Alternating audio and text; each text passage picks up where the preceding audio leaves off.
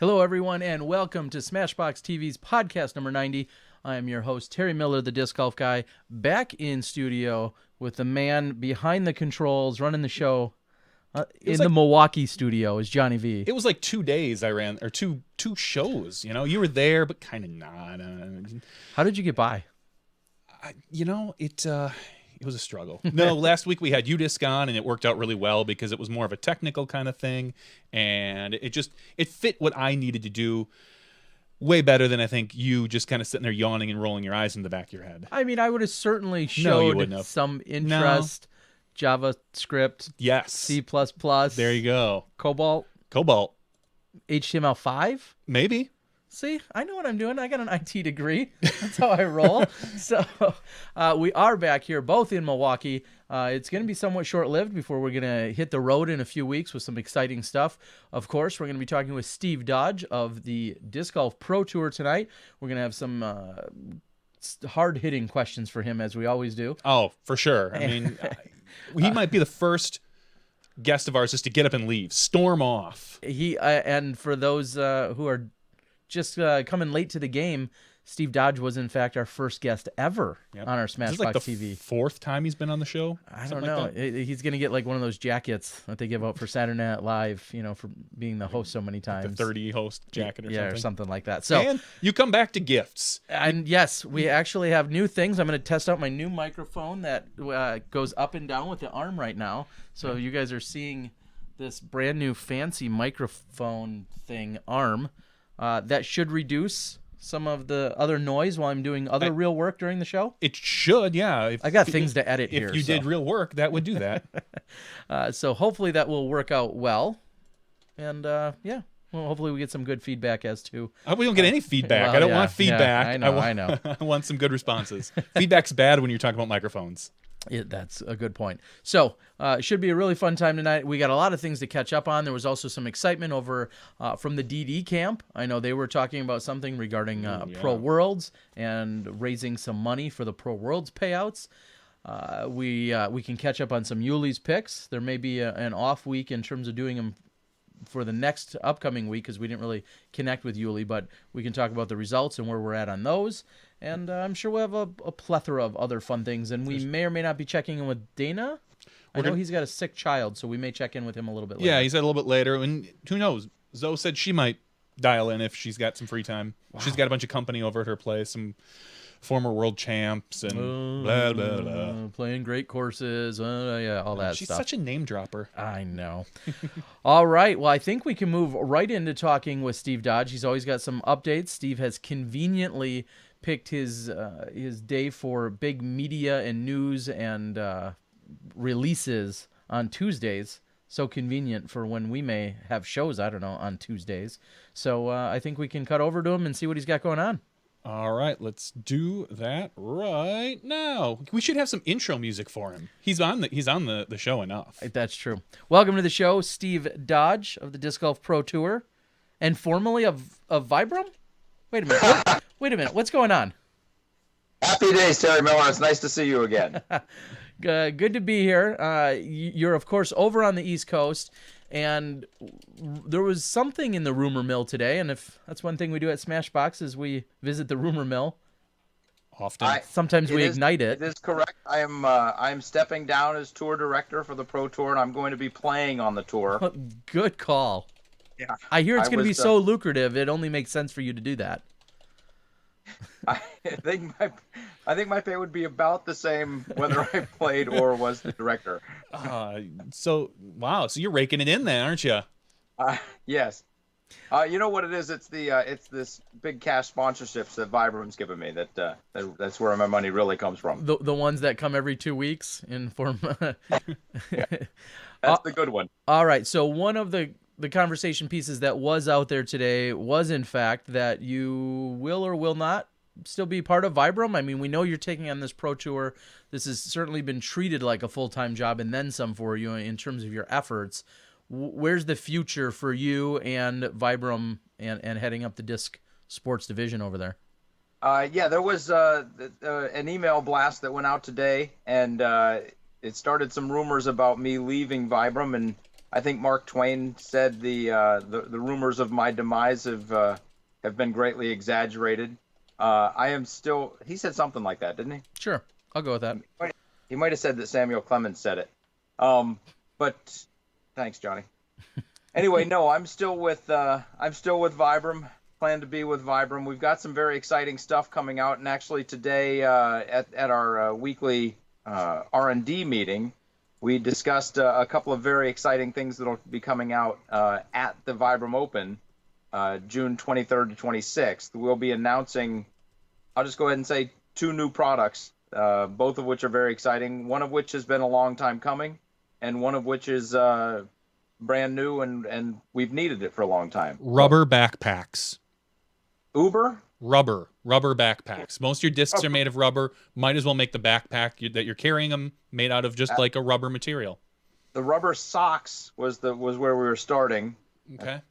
The apparel.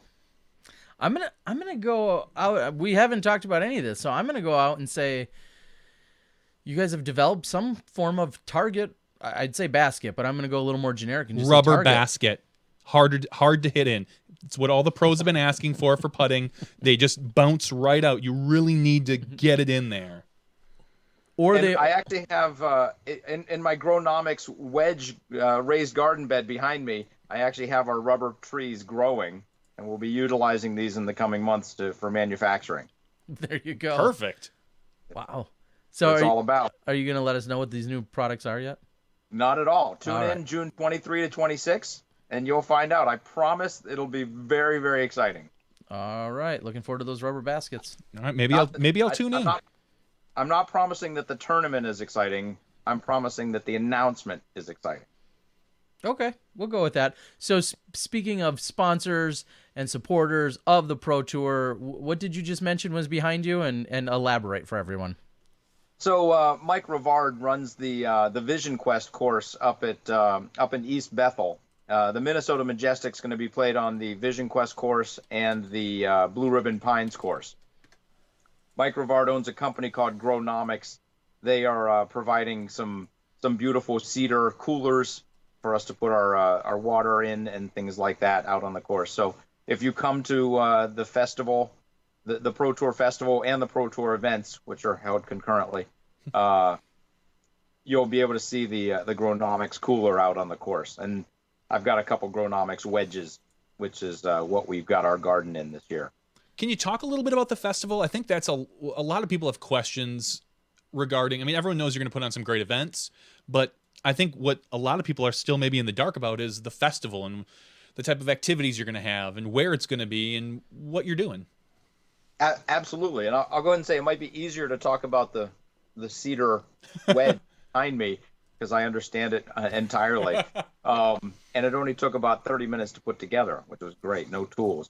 But anyway, the festival is going to be, we're going to have a whole bunch of disc-related games. We're going to have a bouncy house. We're going to have an inflatable Velcro wall. You put on the Velcro suit and you jump against the wall.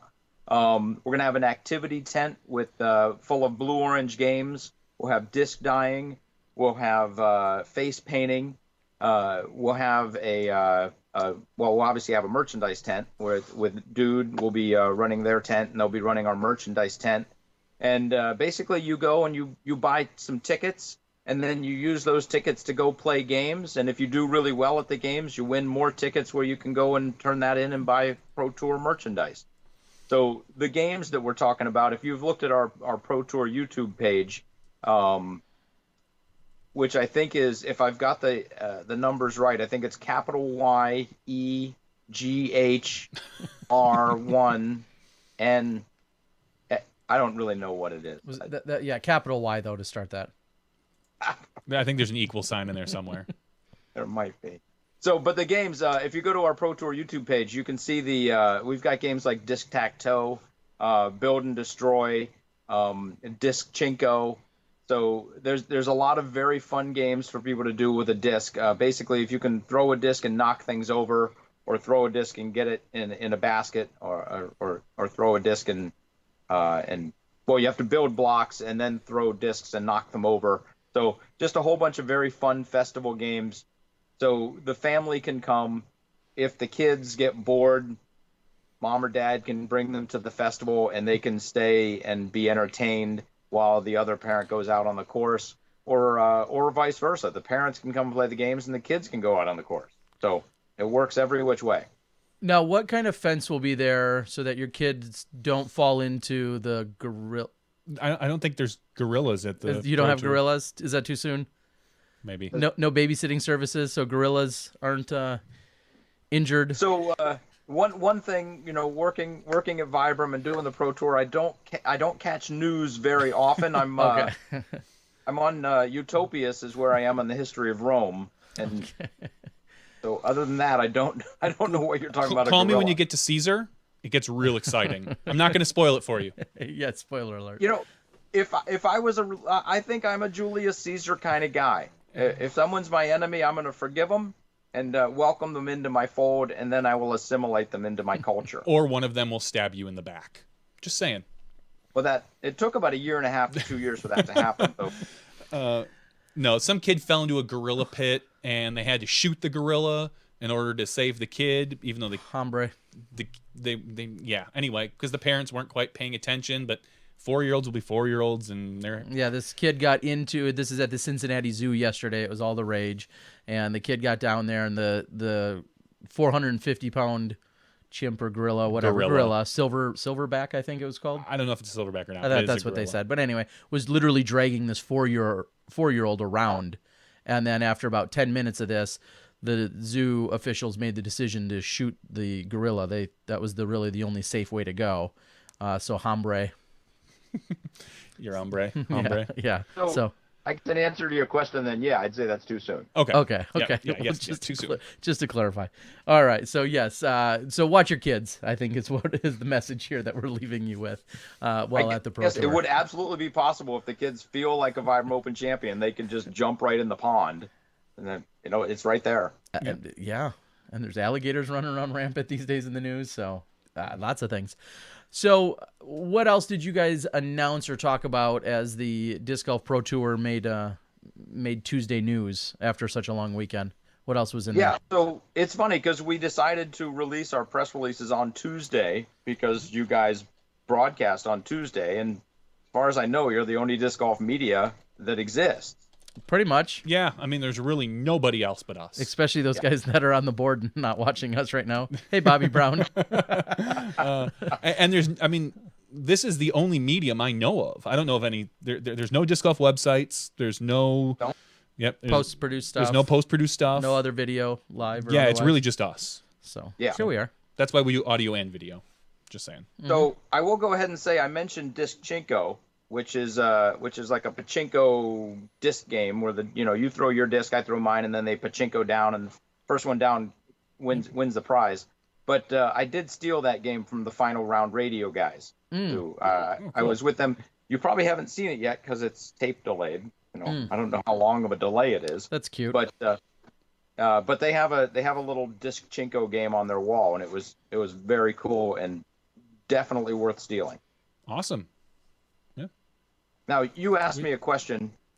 Yeah, what else did you announce today? Because I know Tuesday's your big media announcement day or your release day. I think the big thing we announced today was we're inviting and paying people to embed the live stream, the live video coverage on their disc golf websites. So if you have a disc golf website, for example, the San Francisco Disc Golf Club, you could embed. We will provide a YouTube embed code, and then you can embed the Pro Tour live video stream on your website, and we will literally pay you money for every viewer that you get. Now, I mean, we plan to have about 1 million viewers. I mean, that's about what we estimate. Give or take. Okay, so you're And gonna, 900,000 viewers you're gonna- times a nickel, and I've got over $43 in the account. okay. So a nickel, that's what you're paying per viewer per website, because the YouTube analytics that we provide are able to break it down as to where you watch from, what website you watch from. We can tell you what website you came from to watch. But say I have a www.johnnyvsthebest.com and I embed this on there, and I get all my friends to watch. So Terry and my wife, that's about it. Yep. I would get a nickel for each of them per day. Per day, yeah. If they both watched all 4 rounds, you could get up to 80 cents just right there. Ooh, That's disc golf rich, that is. if I've ever heard it. Even yeah. So, Johnny, can I go to skipace.com and watch the Pro Tour? Not yet. It's not going on, but maybe when we, I could throw another little tab up there. I got lots of room. We could do that. It'll probably be on Smashbox, so we can get paid. So, we can actually get paid for this. The really exciting thing about this for me is if I own a store, if I'm a disc golf retailer or a disc golf manufacturer, I embed our little Pro Tour live stream in our page, and I can decorate the outside of it any way that I want. Sure. I can mention, I'm Discraft and I've got the Buzz for sale right here, or I'm Vibram and I've got the Lace for sale right here. And not only am I showing people exactly what I want to show them around the screen, but I'm also making money for everybody that comes to watch, and I'm supporting the sport, because if we end up getting, 10,000 plus concurrent viewers, that's going to be something significant, and that's the goal. We want to make a splash. Yeah, and clearly that's why we're doing this, and that's why you're doing this, is to get the word out. I mean, you're creating promoters is what you're doing. If you can get someone on there, your local club, your company, whomever, to embed this, that's going to give them incentive to go out and advertise it. Right. So the place you can go to find out how to embed us is you go to discgolfprotour.com/embedus.html. I think there's a hyphen between embed and us. Okay. Or you can click on the watch tab and that'll take you right to it too. There you go. Yeah, and we're gonna. I know. Today I put together one or two of the, they call them events for the Pro Tour for the Vibram. So I should be getting those to Steve so he can pass those on to you. Hopefully, when everybody that's listening to this signs up.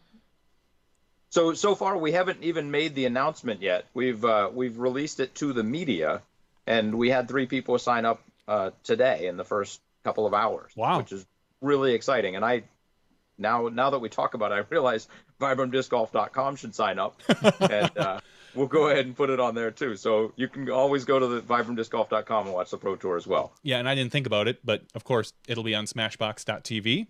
It'd be on the discgolfguy.com and all the other 38 websites I manage. Skyline, Nico Socks. NicoSocks.com. I still own that. PagePierce.com. Happy birthday to you, Paige Pierce.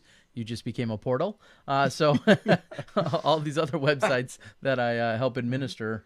And Terry, do you still run iordered.bobblehead.com? No. But you can still get a bobblehead from me if you need one. Wow, lots of plugs here. Not enough outlets. Exactly. Hey, speaking of plugs, we got a new sponsor. What? No way. Tell us about it. Oh, I thought you were going hair. All right, go ahead. Sponsor! I liked it so much. I bought the tuff. So I think a couple weeks ago we announced Silly Pint. We announced Darn Tough Socks. We announced Blue Orange Games. We're doing a really good job, especially in the last month or two, of bringing in non-disc golf traditional partners. And we haven't announced it yet. We'll probably make the official announcement next Tuesday with a press release and all that jazzmatazz. But I wanted to let you two know, and just please keep it quiet for a week, okay. That Goal Zero is coming on board. And these guys make amazing solar charging panels, solar panels that charge your laptop, your phone, your mobile, and we will have a Goal Zero solar charging station at each of the Pro Tour events, and it's going to be fantastic. So I can hopefully walk up and plug my phone in and leave it sit there for a few hours or whatever, a couple 20 minutes to get it charged up and get a nice little kick. Absolutely, the Goal Zero charging station will actually be centrally located to the festival, so you'll be able to plug your phone in and then go compete in disc tac-toe and all the other games, and then come on back. And actually, 2 of the games I should mention are have radar guns, and they're how fast can you throw, and can you keep throwing faster, and all. There's a bunch of different kind of games you can do with radar guns. So those are a couple of the games as well. But then you can come back to your phone. It should be much more charged than it was. Awesome. Yeah. Speaking. And Goal Zero, I'm sorry, Terry, I'm No, go ahead. not going to believe that I'm cutting you off, but I am. Goal Zero is also going to be providing us with little backup batteries for the live scorers. I was Because just, yeah. Yeah. I was just going to ask. We talked about it last One week. of the issues is sometimes the phones run out of juice. So every live scorer will get a Goal Zero charger for their phone to take with them during the round. They won't get to keep them forever, unless we get a whole bunch of them. Yeah. But to be determined. Yeah, because last week we had UDisc on, and they showed us their phenomenal product as far as what they're doing with live scoring and the disc golf stats that they have and all that other good stuff. And you were kind of a facilitator in that, weren't you? Like, was it mostly your idea for those stats, or how did that come about? No, I think they were planning on doing something like that anyway. I think that the conversations that we had perhaps prompted them to do it a little faster. And I potentially guided them a little bit on things that would actually, for example, improve your coverage of the event and give you some extra tools to make the live broadcast even better. I'm not going to overpromise here, but I suspect we're going to have some significant integration with the UDisc app and the live broadcast. It should be phenomenal. Yeah, I'm looking forward to that. One thing I wanted to touch on briefly, when you talk about the games, are we going to see, for those that are familiar with the Vibram Open or the Maple Hill Open or whatever you're calling it this year, are we going to see the side games, the fun and crazy side games amongst what are generally the competitors, the table tennis and all of those other types of things? Do you see a lot of that being intact, or may some of that go by the wayside as you're focusing on kicking off the Pro Tour? I would love to just say all that's going away, but it's not. Okay. The interesting thing is, last year the Sap House got a renovation, and the upstairs became a phenomenal game room. Mm-hmm. Which you guys might not remember that, Terry. When you did the podcast up there. Oh yeah, I do. Yeah, okay. I think that's where I gave it over to Disc Golf Boy and Dana Vici, and You did. Yeah. we know what happened after that. I think they went and played air hockey.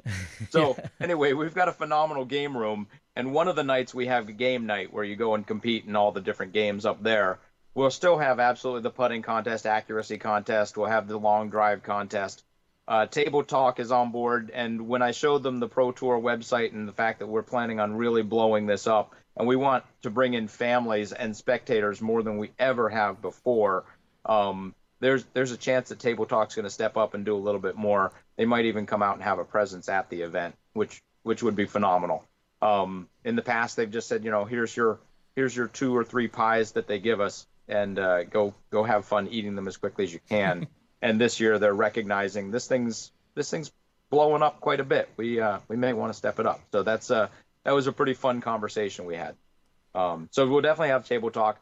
But in addition to all that stuff, I want to go ahead and make a challenge to all the top pros to say the top pro in each of the different games, in my opinion, should win some sort of recognition. Okay. What type I don't of? know what that would be. You don't know what the recognition is yet. Okay, maybe. Do you? Could be something on the website. Could be like maybe one of those cool little bag tag Pro Tour bag tags with something engraved on the back, like, "Hey, you were the best at Eating pie. Or Disc Chinko. or Disc Chinko." Okay. So the only real disc golf media that I know is Smashbox itself. Mhm. So the only place we could give them any real recognition would be on the Tuesday broadcast of the show. Yeah, we could do that. Yeah, you provide us with a list of participants or winners, and we'll could mess it certainly- up. Yeah, I we mean, could definitely we could muddle definitely- through that and forget it and bring it up right as we're doing the closing credits. We would love to commit to that. I'm that's 100% on board. Okay, so More Faster winner was, Disc Chinko winner was, that'll be great. Yeah, Oh yeah. I feel like that's something that we could certainly handle. Do you think that I could beat Paul Macbeth in disc tac-toe? How far away are you throwing? Me or him? That's, Is there yes. am and pro spots to throw from? As a matter of fact, there are. Okay. And So is there? that's the point. Good. Yeah, I suppose. Be outside the tent. Give him a mini, and you would take a nice, a nice lace or something. You'll be set. The lace putter. That's a good one. All right, Steve, one of the final things before we're going to let you go is No, the lace isn't a putter, is it? No. That's why I said you need a lace, no matter where you're throwing from. a few weeks ago, and I didn't get a chance to talk to you about it. I know it was quite the hubbub around the internets, was your conversation about live versus recorded. And I don't want to rehash all of that, but just back up a little bit to last weekend at the Masters Cup. Clearly a national tour event, but yet live isn't really possible there. There's horrible cell phone signal throughout most of De La Viega. I kind of kept an eye on the signal on the actual golf course. It seemed to be a tad better, but I can't say a lot. So I still couldn't make any promises to us, ever necessarily having a live stream even at De La Viega. And I guess I am skipping over St. Jude, but I'm going back to De La. Did you have any thoughts or feeling or input when this epic battle was unfolding? Spoiler alert, it was Paul and Ricky, with a 9-stroke lead going into the final day. I know. You spoiled. You didn't watch the video yet, or the recorded one. Leaving. But and they were exchanging shot for shot, and it came down to the 54th hole of the tournament. Actually, a little more than that. The 224s and 18, whatever. The last hole of the tournament, and this outrageous putt. And then almost a follow-up by Macbeth, but not quite. Just a little high. Does that feed into your position as to us needing live? And can we have events that are big that aren't live? Well, that second question is a really good question. If anybody wants to host a Pro Tour event in 2017, they can go to the Pro Tour website, click on venues, and there's an application button. One of the questions in that application, there's a checklist of things that we would ideally like you to have. And one of those things is a great Wi-Fi signal, or I think it just says good Wi-Fi signal. De La, it sounds like, would not be able to check that box, and that would make De La less likely to host a Pro Tour event. De La being De La and having great support of DGA, that would make them more likely to host a Pro Tour event. So it sounds to me like in 2017, that's something that is absolutely going to need to be addressed. I could see for an event or two that are fantastic events and just don't happen to have the Wi-Fi signal. I could see it has to be post-edited footage. That's absolutely possible. Something that we did down in the Players Cup in 2010, and I'm just throwing things up against the wall at this point, but we did a literal tape delay where we had a guy, actually I think 2 guys on bikes, and they would bike to the guy doing the filming, grab a tape, and then give him a new tape, and then they'd book it back to the place that had the signal. And it was just that we went to the place where it was hardwired, and then we would actually just send it out, and it was tape delayed by about 45 minutes to an hour. And it was a little convoluted. Sometimes you accidentally hit rewind, and then life got confusing for a lot of people watching this putt, and then it did just go, and then they hit it again. Anyway, but a tape delay is a possible solution in a situation like that. In my opinion, I don't want to broadcast the thing the next day.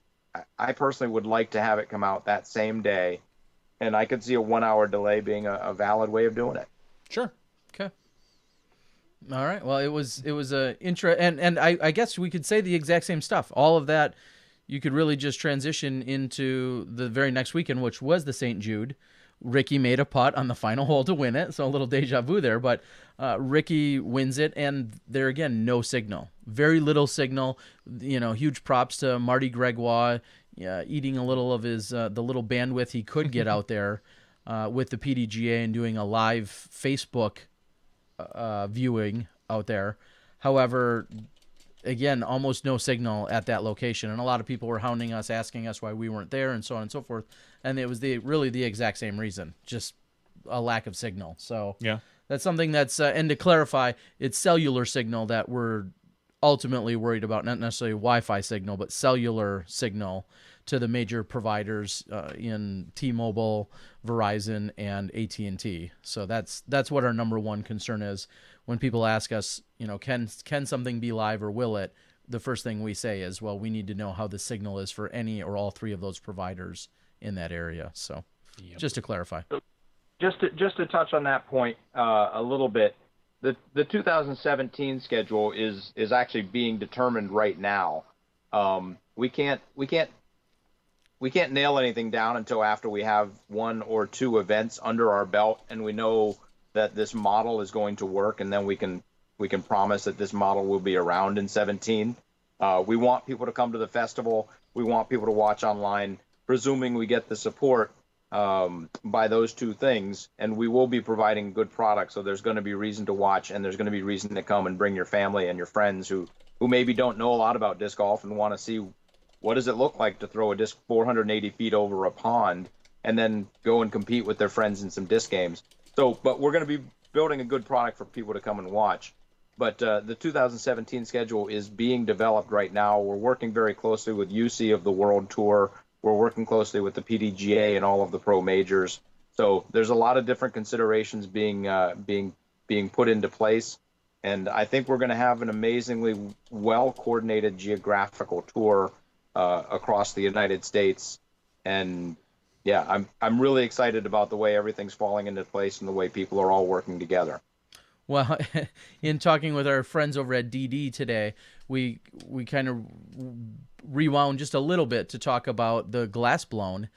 And they were saying that because we were on the local access channel, thanks to our friends over at ValueNet in Emporia, because we were there, they felt like they maybe didn't have as much of an on-site presence. And a lot of the people that were at the tournament, with nearly 1,200 in attendance overall, a lot of people were able to watch, whether it was from a bar or from their own hotel room or somewhere else, where they didn't, even some were watching at the bar at the country club where it was played. So just outside their door was where the live action was, but instead they were watching it on the TV. So it's kind of funny that we even have that consideration here in 2016, that's actually a thing, that people can opt for watching it live in person or hanging out at another spot where it's actually being broadcast. So I guess those are good problems to have.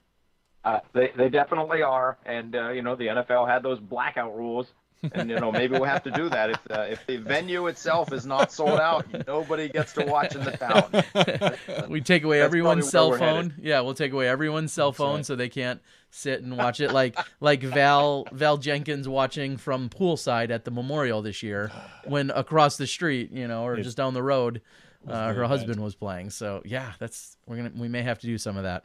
Good and call. You got to wonder, was she thinking to herself, if he birdies this one also, I'll go watch. I'll go get it. I don't know. I think she was all about the relaxing poolside, so I'm not sure she was hunting. I don't think she cared that much. Yeah, she's seen enough golf in her day. I will go ahead and say Nate Doss really impressed me with I guess he got second at St. Jude. Yeah, but final hole.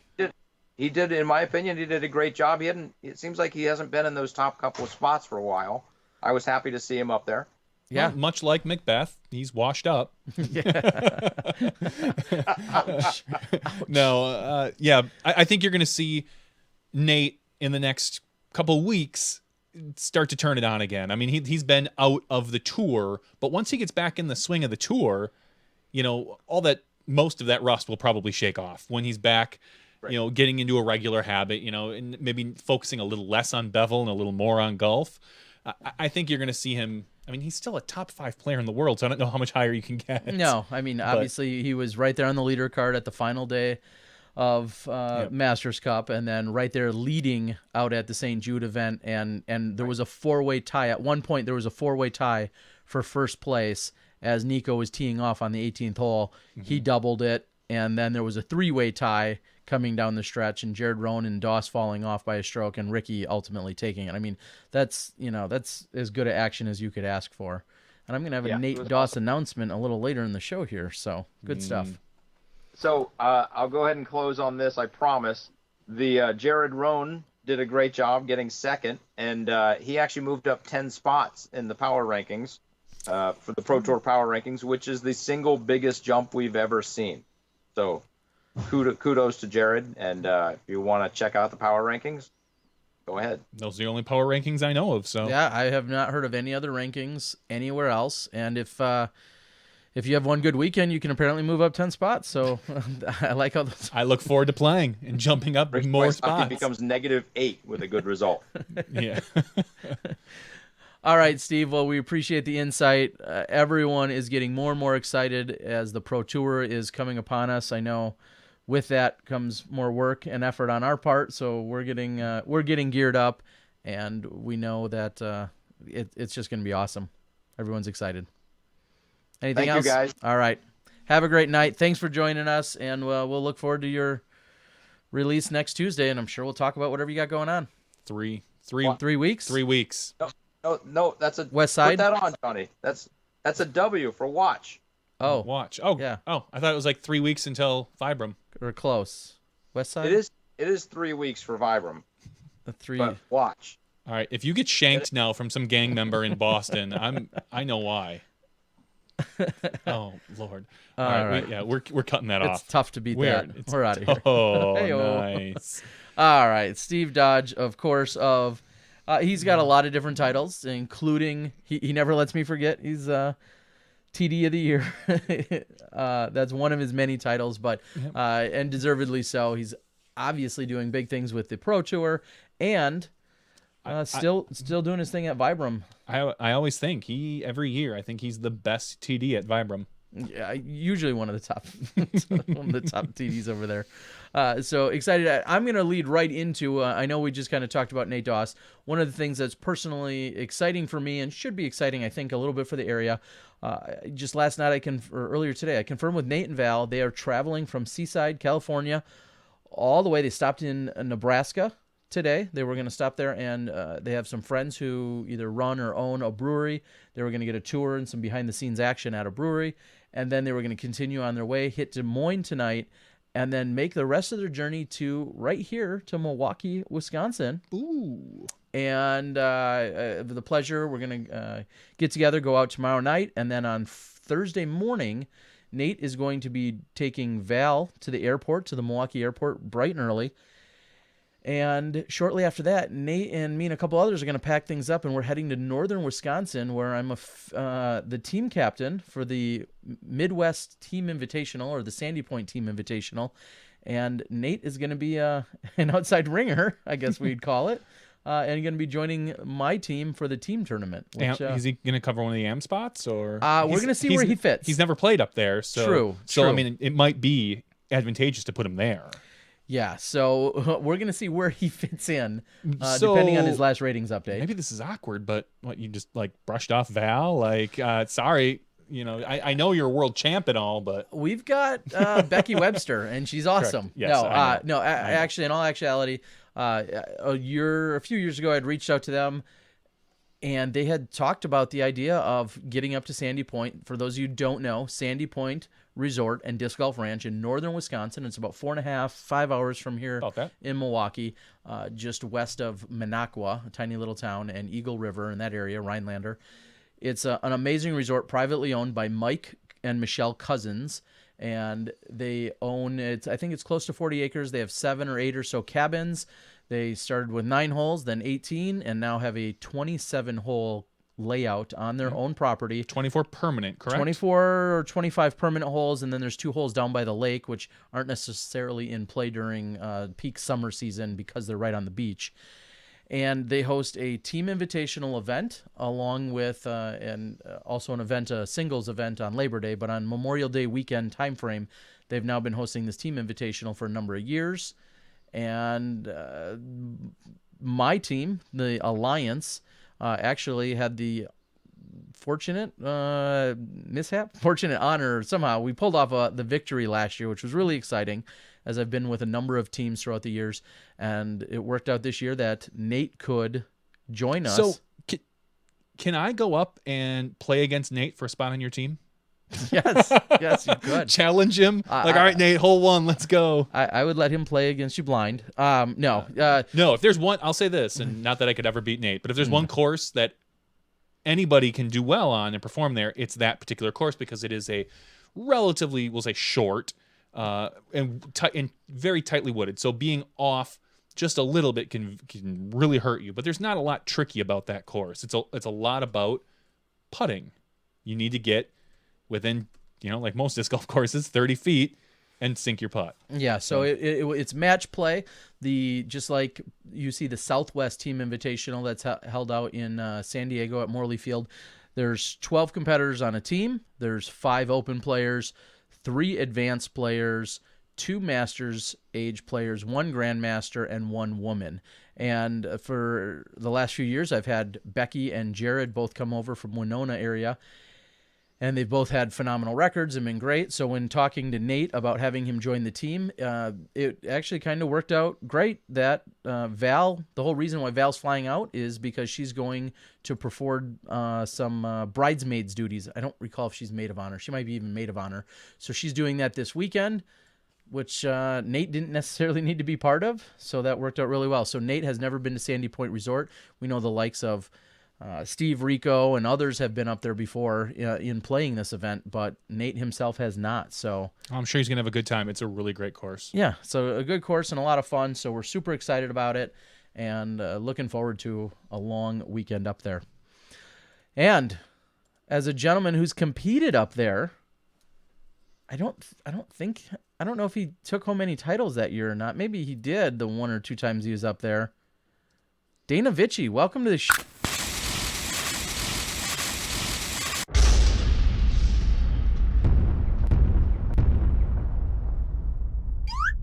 Boom goes the dynamite. And Before styling. you say anything, yes, I've been to Sandy Point. Yes, we beat your ass in the finals. I beat Steve Held's ass. I hope all the kids are in bed because I'm swearing. But yes, I've been to Sandy Point, and we beat on you. Wait, What year? What year? Jamestown pounded you guys. What year was that you won? Was that the third? The last year I was there, Johnny. I think the third year it came back. Not the first year when my team won. Not the second. It must have been the second year. Not the second Hey, year when my team made the finals again with Minnesota, but this time Minnesota won, and then Illinois, and then the Alliance. Okay, sure. I'm just saying that He had to get it in there somewhere, Dana. took you guys a while. I had to, both or teams. Johnny did. I thought we were No. talking about me. Johnny had to. No, I. Yeah. Okay, I got you. Yeah. First year back. Come on. I'm just saying. What's up, boys? Not much, Dana. We missed you. How's your little lady doing? She's not feeling all that well. Edith has had a fever, a little bit of a diaper rash for the past few days. I came home from California to a sick baby. She had a pretty bad fever last night. We took her to the doctor today. They're not quite sure what it is, but she kind of cooled off before bed tonight. So we're hoping for a normal temperature and a lot of sleep tonight for everybody.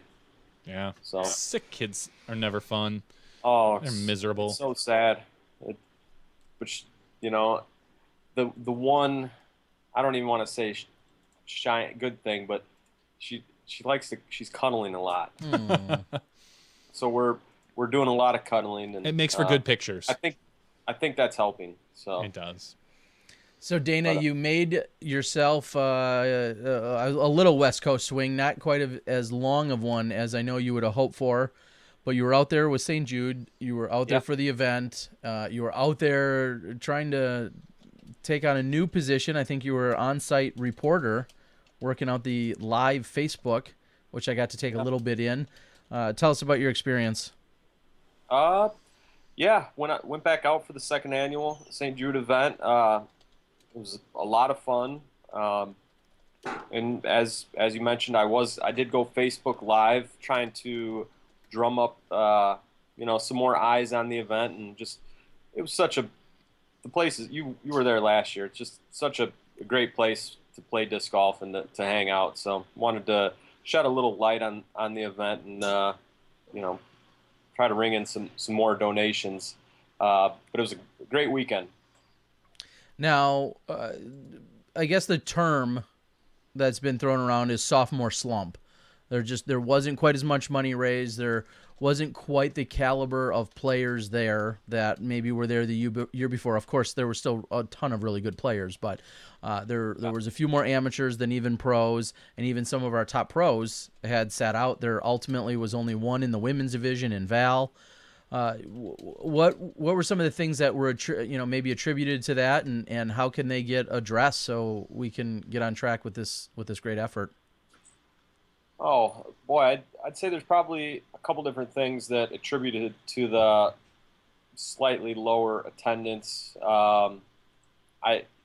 These are just speculations on my part, but West Coast, California, Memorial Day weekend, it's a tough weekend. I know a lot of the tour players opted to go north to Oregon for an A tier, because then there's Rose City this weekend in Portland. There's Fort Steele in Washington. There's Whistler's doubles in Southern Oregon. So that the tour is moving up in that direction. So rather than staying in Santa Cruz, Monterey area for another week, I think a lot of players that we might have saw this weekend opted to go north. So that's one thing, and it's, Monterey and any time of the year is expensive. It's an awesome place to visit. The facility is awesome. I think it's worth the trip. The cause is more than worthy. Otherwise, I'm not quite sure. I can't speak for anyone else. I didn't really hear any solid answers or theories, but that was mine. Players heading up north. I still think that while we have not hit our goal yet, which the goal was 300,000 raised. We do have until the end of June, and we have raised nearly $200,000 with players like Nate Sexton stepping up huge. Nate has single-handedly raised right around $10,000. I haven't got his last tally. Macbeth had another big year.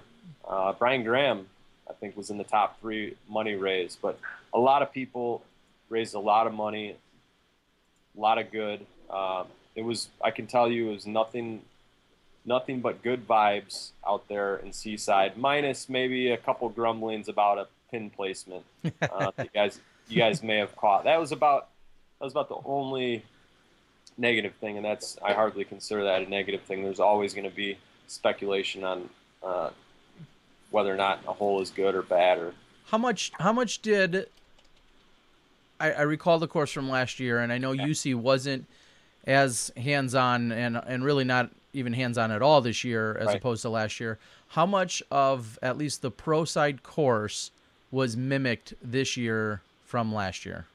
It was more than 90%. Leonard Muse took over that role. We did not use the stroking distance on a number of holes that were actually stroking distance was not used at all. We played traditional normal OB. We didn't do any of the bunker type rules that you saw in Santa Cruz the previous week, or that you've seen at USDGC. So that was kind of nice. That took a little bit of the bite off the course, and then there were just a few holes moved here and there. One of the major ones was I can't think of what number it was, but it was a hole that it was last year dubbed the Simon trap. It was a stroking distance hole, and Simon had taken a large number during the first round. That was moved to a very, very dangerous position on a little finger inside of a out of bounds bunker. Other than that, hole 14 was pushed back. The tee was pushed back a little bit, which I didn't really agree with. The course is so long. It was one of the, I still threw a mid, and I still saw players throw putters, but it was pushed back even further, and I thought that was might have been a little unnecessary. But hole 16 was probably the other biggest change. It was a much shorter hyzer shot, much more scoreable, not quite as pretty or clean as the previous year, but otherwise 16, 17 coming down the stretch were still just as hard as last year. Okay. Well, it seemed like an exciting finish, of course. As we just mentioned, we saw Doss out in front, and we saw, it all come down to the final hole. We also saw... Terry, there's been a lot of complaining about spoiler alerts. Oh, that's true. Need to throw a spoiler alert out before before I breathe every day. Should I get a graphic like, bam, spoiler alert? Yeah. Can we have a talk? Can we have a talk about spoilers, Dana? I'm game. Are you game, Dana? What are we? I just watched Game of Thrones. So I Don't can't, spoil it for us. so I can't spoil you. Cold Hands is back. They don't even call him Cold Hands in the thing, but yeah. If anybody wants to see the winning putt from Richard Raincoat Ricky Wysocki, you can hit up my Instagram at Dana Disc Golf. Ricky did win the tournament on the last hole. I heard you guys talking about it with Steve a little bit, and then you also did mention that Val was the lone wolf in the FPO division. Mm-hmm. So shout out to Val. She played in the men's in her own division, but she played with the open men's field, and she played different tees. So I guess I should have mentioned that earlier on the course changes. There was another set of tees for the women and grandmasters. So open and masters still played the long course, but Val played with the guys. She played with Nate first round. I bet 100 people probably made comments to them about playing together first round. So that probably got old real quick. But she played pretty solid all weekend. Looks like probably right about her rating, maybe above it. She definitely gave the best speech during the award ceremony. No surprise. It's very, very well thought out. And at the end of her speech, she did announce that she was donating her winnings on top of that. So I thought that was really cool, and I'm gonna give Val a big hug for coming out, sticking with it. She could have easily sat it out, walked around with Nate, not played, taken the weekend off, but she came out, she played with the guys, and she had a smile on her face all weekend.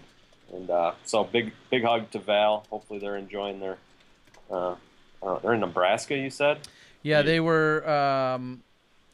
They were in Omaha today at one point, or they wanted to get there. Something about stopping at a brewery that some friends run or operate or own or whatever. And then their goal was to try and make it to Des Moines by tonight, and then crash in Des Moines for the night, and then get up in the morning and make the rest of the trek over here to Milwaukee tomorrow. So that's nice. That's the plan. Cool. I actually did have a chance to sample some Bevel beer, and for you beer drinkers, it was a session IPA, and it was very, very good. The Disc Golf Boy, AJ Risley, and I teamed up for the weekend. We split one, and what's the name of that tour? Name pending tour. Oh, okay. Yes, you got to say the hashtag. Oh, I thought it would be like White Girl Wasted Tour or something like that. No. And listen to what, while we're talking about it, AJ he starts his tour in Seaside, California. He's driving to Missoula, that's Montana. Now, from there, he's going to Portland for the Beaver State. And from there, he's going all the way to the East Coast, and he's playing in Connecticut the week before the Vibram Open, and then playing the Vibram Open and hopping on the Pro Tour from there. Wow. So, California, Montana, to Portland, to Connecticut. Kid's an animal, but enjoyed hanging out with him. I went Facebook Live.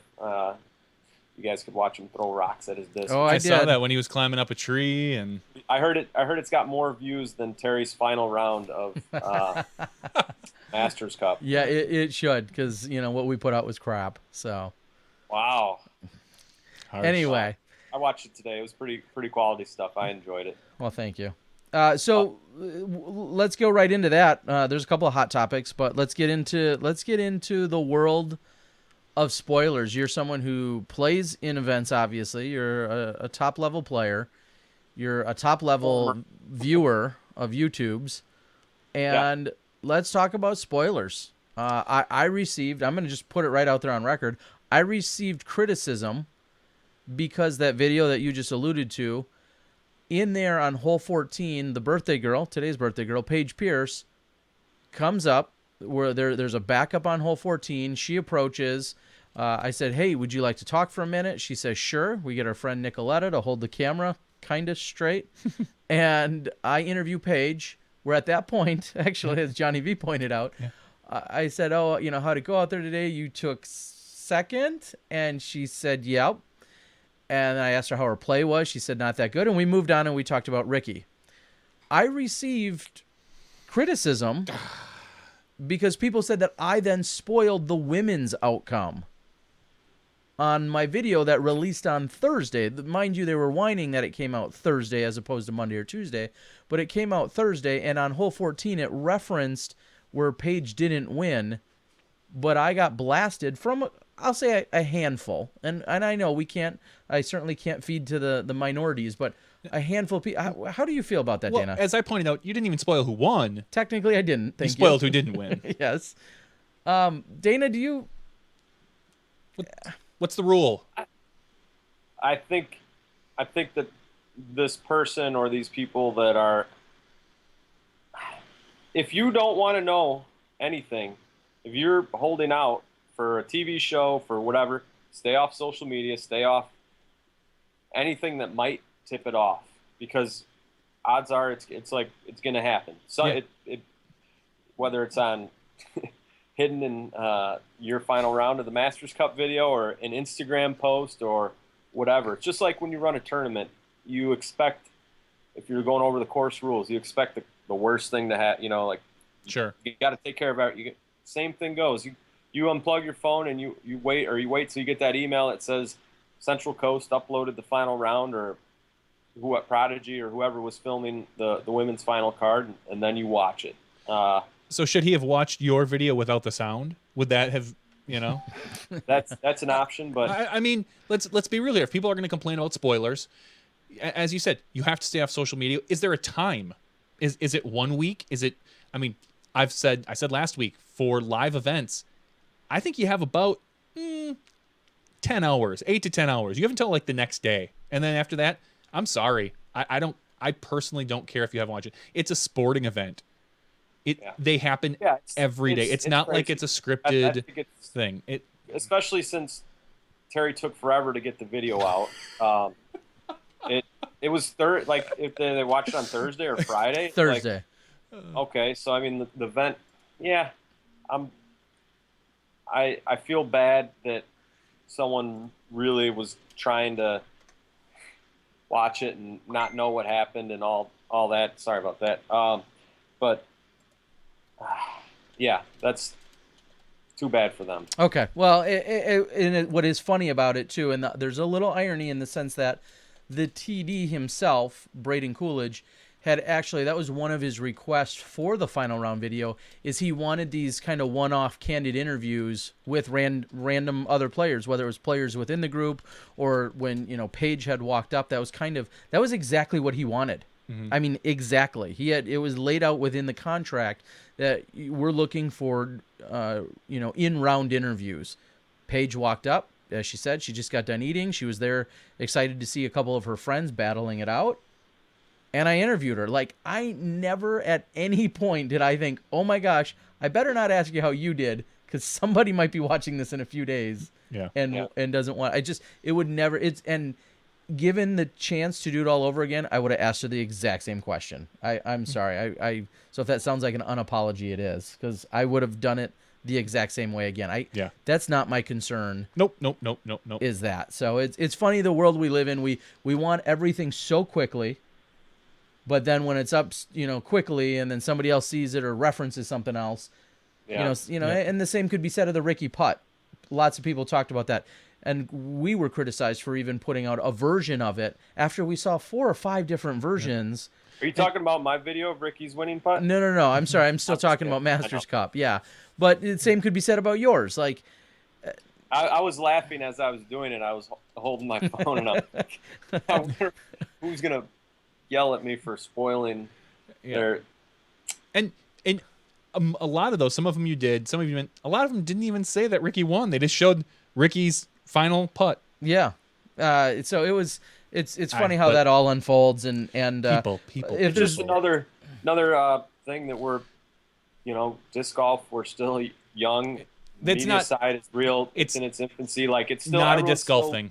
It's not a disc golf thing. It's it's an everything thing. You see on right. you go online and you see people like, oh, you spoiled The Bachelorette, Dancing with the Stars, or The Bachelorette, or whatever garbage TV show Terry's watching this week. Someone spoils it, and then you're like, oh, get over it.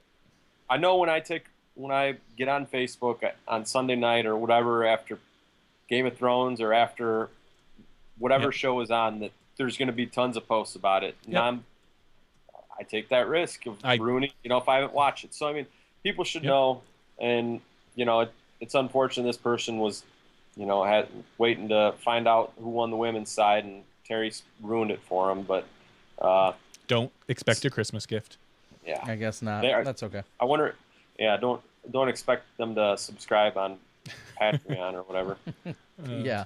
Well, he said I made it all the way through Wednesday night's league without knowing. I'm like, that'd be great. I don't even have the luxury to go to a league because I'm editing, so I don't really feel bad for you. That's good for you that you can make it that far and not know about it. All right. All right, done with spoilers. Dana, do you got any other events you can spoil for people? Yes. Here on Tuesday nights. That's what your segment should be. Tuesday night spoilers by Dana. That's good. The Des Moines Challenge presented by G&L Clothing in Des Moines, Iowa. Or is it pronounced Des Moines? I'm just kidding. Des Moines. Moines. Ever from everyone that played in it. The courses are phenomenal. I've only played a few of them, but they were great. There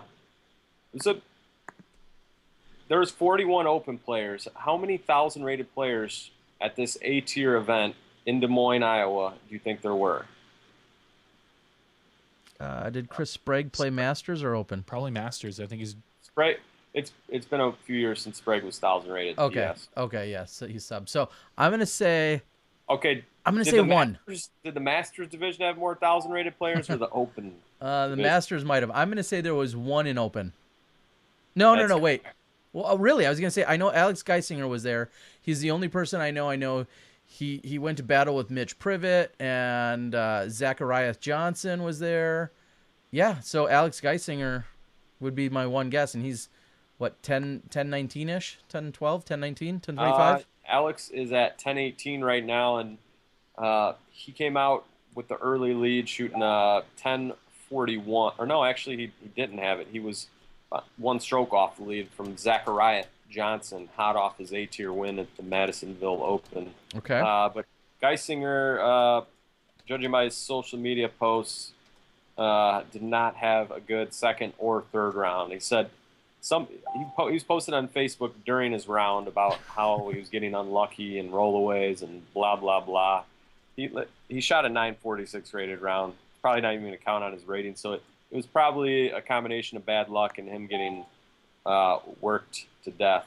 But there was a three-way playoff, not involving Alex. He ended up in 8th place. We had Mitchell Privet from Minnesota, Terry Roethlisberger, who's keep an eye out for this kid. He's just got picked up by Discraft. He's out of Minnesota, but he's playing some really good disc golf right now. And Zacharias Johnson. It only took one hole for Zacharias to beat both Terry and Mitchell and take his second A-tier victory in a row in 2 weeks. Wow. That's disc golf rich. Yeah, it is. Hashtagging hard on that. Yeah, it is. Nice job. Now, so congrats to him. The Masters side did have a couple 1,000 rated players. George Smith and Yeti, they finished 1-2 with George Smith beating Yeti by 3, and Kevin Babbitt also tied for second. Don't see that name around too often anymore. Kevin Babbitt, he's out of Kansas, a pretty good Masters player. There wasn't an Open women's field, but there was a Masters women's field, and winning that was Deseret over Barrett. So good shooting, Des. Yeti was inducted to the Iowa Hall of Fame this weekend, so congratulations to the Yeti. Look forward to seeing you guys here in a couple weeks out at the Vibram. But yeah, there was also there's a couple other tournaments, and there was actually one tournament that had a really big upset, and that was overseas in at the Tally Open. Am I saying that right? I think it's Tally. I think so. And that was on the women's side. Katrina Allen flies over to Finland without Paul, which we can get into later, and gets beat by a 15 or 16-year-old Evelina Salonen. 902. She's 902 rated. Katrina got second. Third place was like 20-something strokes behind him. So it was a two-horse race, and Evelina beat Kat by 2 during the final round to take the victory. So kind of crazy that Kat's first loss comes in Europe. Not in the hands of an American. That's exactly what I was going to say is she's been on such a streak. She has been playing so incredibly well. She's been winning pretty much everything that she enters. And then she goes overseas and has, competitors that aren't quite at her ratings level. And I'll admit I didn't look at the actual ratings, and some would, whether she got beat or outplayed, however you want to call it. Could you rack it up to jet lag? Could you rack it up to yeah, traveling? who knows? It, her something could have been just a little off, like you said, after the travel or whatever. But I think you're right. That was definitely the biggest upset of the weekend is the fact that she goes overseas and is defeated by what must be an up-and-coming 15-year-old.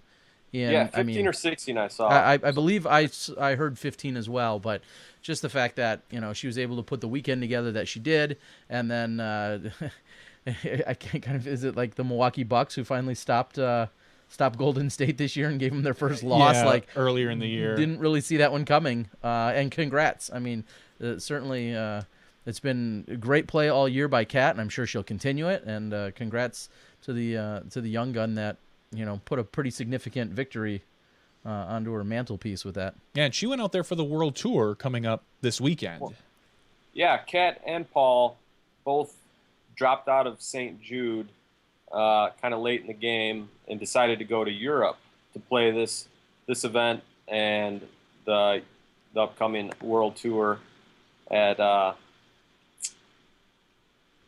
did not make it. His passport is missing in action. Oh. I texted him. I said, "Where are you at?" Because he was in Oregon, and I'm like, aren't you supposed to be in somewhere else? And he said his passport got stolen at Midas. I guess they're getting some work done on the car that breaks down. They've had breakdown like so many times this year. That sucks because you've probably already paid for that ticket. Yep. So they were going to do clinics and do their whole Prodigy Disc Europe stuff and promote and play these 2 events. And now it's Kat went and Paul stayed home, and Paul won himself an A-tier this weekend at the previously referenced Oregon A-tier that kind of swooped up a number of the tour players out of Seaside. So congratulations to Paul. Yeah. Maybe you need a big hug, but you won, and you're probably playing another big event this weekend. Fort Stella Coombe. Yeah, it's probably at Sealy. So kind of a weird situation because last year 2 years ago they had issues going to Japan. They were supposed to fly out of Canada and for whatever reason could not get into Canada. So neither Paul or Kat, who had plane tickets and were signed up for Japan, made it to Japan. And now this time Paul's passport is gone. Can't make it. Kind of crazy stuff. Bad luck, but he made the most of it, staying in Oregon and getting himself a win. Yeah, I mean, and when you travel, when you're basically a nomad, and you're living out of a car, I can understand how things kind of get misplaced or stolen or anything like that. It's got to be rough. Yeah, but so that, with that said, let's look forward to this. Let's look ahead at this next weekend. There is the Disc Golf World Tour number 3, and that's in Nokia. That's at the Beast. It starts on Thursday. That's tomorrow. Yeah. Now, what I was just going to ask though, when we were talking about the St. Jude and possibilities, and you mentioned these events in Oregon, Washington, so on and so forth. Would you say that the World Tour certainly factored in as a few of these players, someone like Macbeth and so on? I would say that it probably played into Macbeth not being not ending up not playing the St. Jude event, but Paul's got he's got a pretty insane schedule, and trying to get himself healthy, get 100%, and so he opted to take the rest and not come down to Seaside, and he was still flying out at the same time to go to the World Tour. But that's the only person that that it affected. Ricky, Raincoat Ricky, is in Finland and is playing in the World Tour. So we will have a showdown, number 1 and number 2 player in the world, and then we've also got KJ and Simon there. Simon has had himself a great year already. He's had a couple weeks off. We'll see what he did with those last couple weeks, if he picked up a disc or not, or maybe did Simon stuff. I didn't see any trick shot videos. I know, I'm a little disappointed. I was kind of hoping we'd see something. So, but KJ, I'm sure he's ready to go after coming off the loss, the playoff loss to Simon, the last World Tour, and then keep an eye out for Seppo Paju. Although he did not play well at Tali, he's got to be a threat to win it. But the favorites got to be the top 4: Paul, Ricky, KJ, and Simon. Yep. I wouldn't be surprised to see those guys on the lead card come Saturday. Now, Dana, just as we did, and trying to get some details from Steve Dodge for what he's got going on, can anyone confirm? And I have really no idea, because I've been out of the loop and traveling so much myself. Does anyone know of the official details regarding the World Tour media coverage? Because I know you reached out. I reached out to Jamie Thomas, and he wasn't 100% sure, but I've looked all over, and I can't find anything regarding the live coverage that they had last year. I know last year they had it on Finnish television. Yep. And I haven't found anything, and I haven't seen UC put anything out there. So I'm going to go on a limb and say that it's not happening this year for this particular event.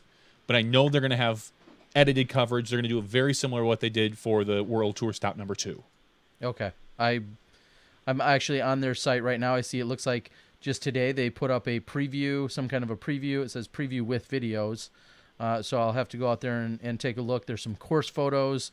You can win some stuff, and you can follow on. Here's a follow online. So I may click on a few of those details. Event page. I see live scoring, and it says all news articles, all videos, and all photos. But I'm not. Yeah. Okay. Anyway, so I'll be doing some research. We'll be putting it out there. We do our best to try and promote everything that's going on out there, Yep. and we'd love to see more details, because it seems like they're a little bit missing right now. Yeah. Now, speaking of, you talk about, and I kind of talk about these events, taking players from other events, blah, blah, blah.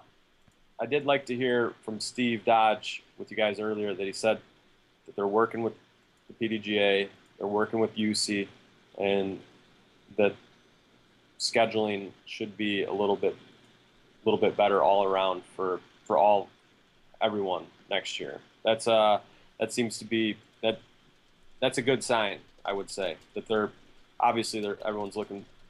These guys are already working on 2017, even though we're just starting the tour season here in the States, and the Pro Tour hasn't even happened yet. But it's good to hear that everybody's working together and trying to come up with the best possible schedule for all the players, because these events need the top players. They without them, it's not not what it could be, and the fans are missing out, and it's hard to get fans if you're not at these events. So. Well, and we all know it's not really a big secret. The World Tour has certain ties to certain players with certain manufacturer alliances. I mean, clearly Simon Lizotte, Paul McBeth, your KJs and your Nate Sextons, for instance, all have ties to Innova and Discmania, and you're seeing that they're pretty much I think the term was tour ambassadors. And I thought it was interesting that we didn't see someone, a Koling or a Schusterich or a Nico or anyone else really from outside of the Innova branding that was considered a tour ambassador, that weren't committing to the events to be at all of them. And I understand Paul and Simon and Nate have done just that. So that may have missed the mark a little bit. you know, I don't know. That makes sense to me. Why? I don't know. No, I'm not saying it doesn't make sense that they are. What Yeah. I think it maybe misses the mark a little bit that there's not more. And I mean, because right now, one could argue it seems as if it's really the Innova Player World Tour, or the Discmania Player World Tour. It's not so much that it has reached across the aisle and grabbed in a lot of non-Innova backed players from overseas.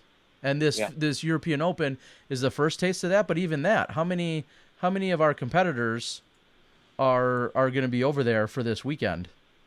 4. Just Ricky and Paul.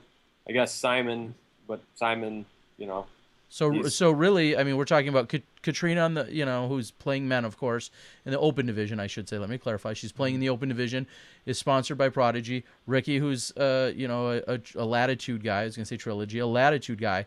Outside of that, from the U.S., there's literally zero representation. No, I think there's from other manufacturers. Oh, from other manufacturers. Yes, I believe there's 1 or 2 non-sponsored players that are playing because they're overseas. But yeah. So I think that's something that needs to be looked at. And I know we had asked UC about it in our opening interview back in October last year, and his response to that was the other manufacturers really need to step up, and they need to send their players, and they need to support their players to get there to make it affordable. And I guess we're not seeing that play out. That's the observation I'm making here. And it could be, and again, I'm going on a limb, it could be the manufacturers are taking maybe taking a year to step back and watch, like, hey, there's the World Tour and there's the Pro Tour and there's the National Tour. Let's take a step back before we throw our eggs in any basket, and send them over. Who knows? I'm not a manufacturer. I don't know. And I'm not about to tell. And that's just it. And I'm not about to tell anyone else how they should be spending their money. Oh, I am. But I think what we're seeing. We can get into that later. Trust me. It's just funny as to how we're seeing this unfold and what it really means. That's where my whole point was here. I think that the scheduling, again, is pretty. It's pretty tough. So is this event a PDG event? No. Yes, it's an A tier. Oh, this one is. Yes, this is an A tier. The next one is not, because this is the first year. I read the whole history of it. This is the first time it's not a major. That's what I'm sorry. Okay. So you're saying that the European Masters is not? No, it is as well. So I believe the constant. They're all. The number second stop, I believe, was the only one that wasn't. The Czech Republic. Was that one? No, the Czech Republic was an A tier. Oh, was it? Okay, then I'm mistaken. For some reason, I thought the second one was the only one that wasn't. That this one was an A tier. I thought you were going to say a major, because it's not a major. Nope, it's at the very top of the May 4th through May 10th events, Thursday through Saturday, with results posted, like a good A tier would. That happened nearly a month ago. Yep. Prize money, et cetera, et cetera. Yeah, no, it's an A tier. It's an A tier, and all the events are PDJ sanctioned. Yeah, there's a really good article on the history of this event that I went through today and read, and talked about the reasons why it's not a major this year, and that because of the whole pronounced Yarva event, and how they're looking at possibly, as many people know, getting rid of that course or extremely changing it. That they thought it would be a good idea to have that one be the major event to give it more publicity and this and that. So it was a really well written article. So if I recommend everyone go out to the World Tour site and kind of get a read on that. Awesome. All right, so we're gonna move on to Dana. I'd like your input. You being, of course, again a traveling professional. You're not on tour every week in and week out, but you're a traveling professional. You're one that typically has been attending the festivities we find at the World Championships. So I'd like to ask as to what your reaction was when the company by the name of Dynamic Disc had made a poll today asking if, I should read it verbatim so I don't screw it up, but the premise was, would people be interested in just making a flat-out $5 donation to go directly to the winners in the MPO and FPO divisions at the World Championships. And they may not have had every one of those qualifiers within that poll question, but after I've clarified, that's exactly what they were getting at. What are your thoughts on that? Yeah, they're putting a feeler out Correct. for it. Yeah, I think that's fine, and that's a good way to get the pulse of a lot of disc golfers. Is throw it up on social media. We've seen UC make some posts about media and all that, and this is just another example of it. As for this specific case and my feelings on it, I would donate $5. Okay. You would. Okay. Yes, I would. Yeah, I think that that's one way of making the sport grow is bigger purses, and especially the World Championships. I think it deserves to be a pretty big payday, which it generally does end up being after sponsorship bonuses and all that. But yeah, I would, if they were to post something up, say $5 and half goes whatever, or they split it up between divisions. And okay, yeah. well, let me start here. I'll read it verbatim just so again there's no confusion as to it. This was posted in the 2016 PDGA Pro Disc Golf World Championships Facebook page, and ultimately it was posted by Dynamic Disc saying, "We are trying to think outside the box in regards to providing the best payout in the history of the PDGA Pro World Championships. Would you be willing to participate in growing the prize by donating $5 to the building of a side pot for the winners of MPO and FPO?" And that was posted 13 hours ago. It's been a long day. And as of right now, here at 10:26 Central Time, 13 hours ago, it originated. There are currently 555 no's to 208 yeses. I have it more updated. 561 no's to 210. Oh, wow. yeses. It's coming in by the second since we started talking about it. So So it's been interesting, and there's a few things I wanted to personally clarify. I reached out to Dixon Jowers over at DD, and I wanted to get a few clarifications on it. First and foremost, this would be completely in addition, and as they worded as a side pot, this would be in addition to the existing PDGA payout scale and model, which has roughly given our MPO, I think the number was right around $5,500 as an average for the last 10 years. Our world champion has won approximately $5,500 for the last 10 years. It averages out to in open. and this is also on top of the additional fundraising that they plan on doing. Of course, which would probably get factored in all of that original payout. Because there's usually one or two discs that are put out there that people can buy to help support. There's clothing that you can purchase usually. There's all sorts of things. This is above and beyond that. This is flat out a donation of $5 for a side pot. So Dana, what do you think? I mean, clearly there's a lot of people that say no, and there's all sorts of reasons. What size pot do you think would make a true splash? What size for the winner? In terms of their take-home check? Yeah. Okay. 10,000, 20,000. I mean, what are we looking at doing? Where do you think a good finish line is, so to speak, for this? I think 10 is a step in the right direction. We've only had a handful of events in our history pay $10,000 to the winner. So I think that's a good starting point, and to make a really big splash. Yeah, 20,000. That would be awesome, but it doesn't seem all that realistic at this time, because that would be such a huge jump from the average of, you said 5,500. So I would say a nice step up would be to 10, and that's 10,000. Okay. Yeah. And here's the test that I would use. Is if you're talking to Joe Schmo off the street and he says, "Oh yeah, they play this places," and you say, "Yeah, there's a professional organization, there's a world championships." "Oh yeah, what does the world champion get if they win?" And I think that's like kind of one of the litmus tests, one of the questions that you would ask. And I think gauging people's response as to when they raise an eyebrow. You say 5,500, 4,000, 6,000, 10,000. Like, it would be an interesting test to just with the general public, as you're saying, where does that eyebrow really get raised, and when are they impressed?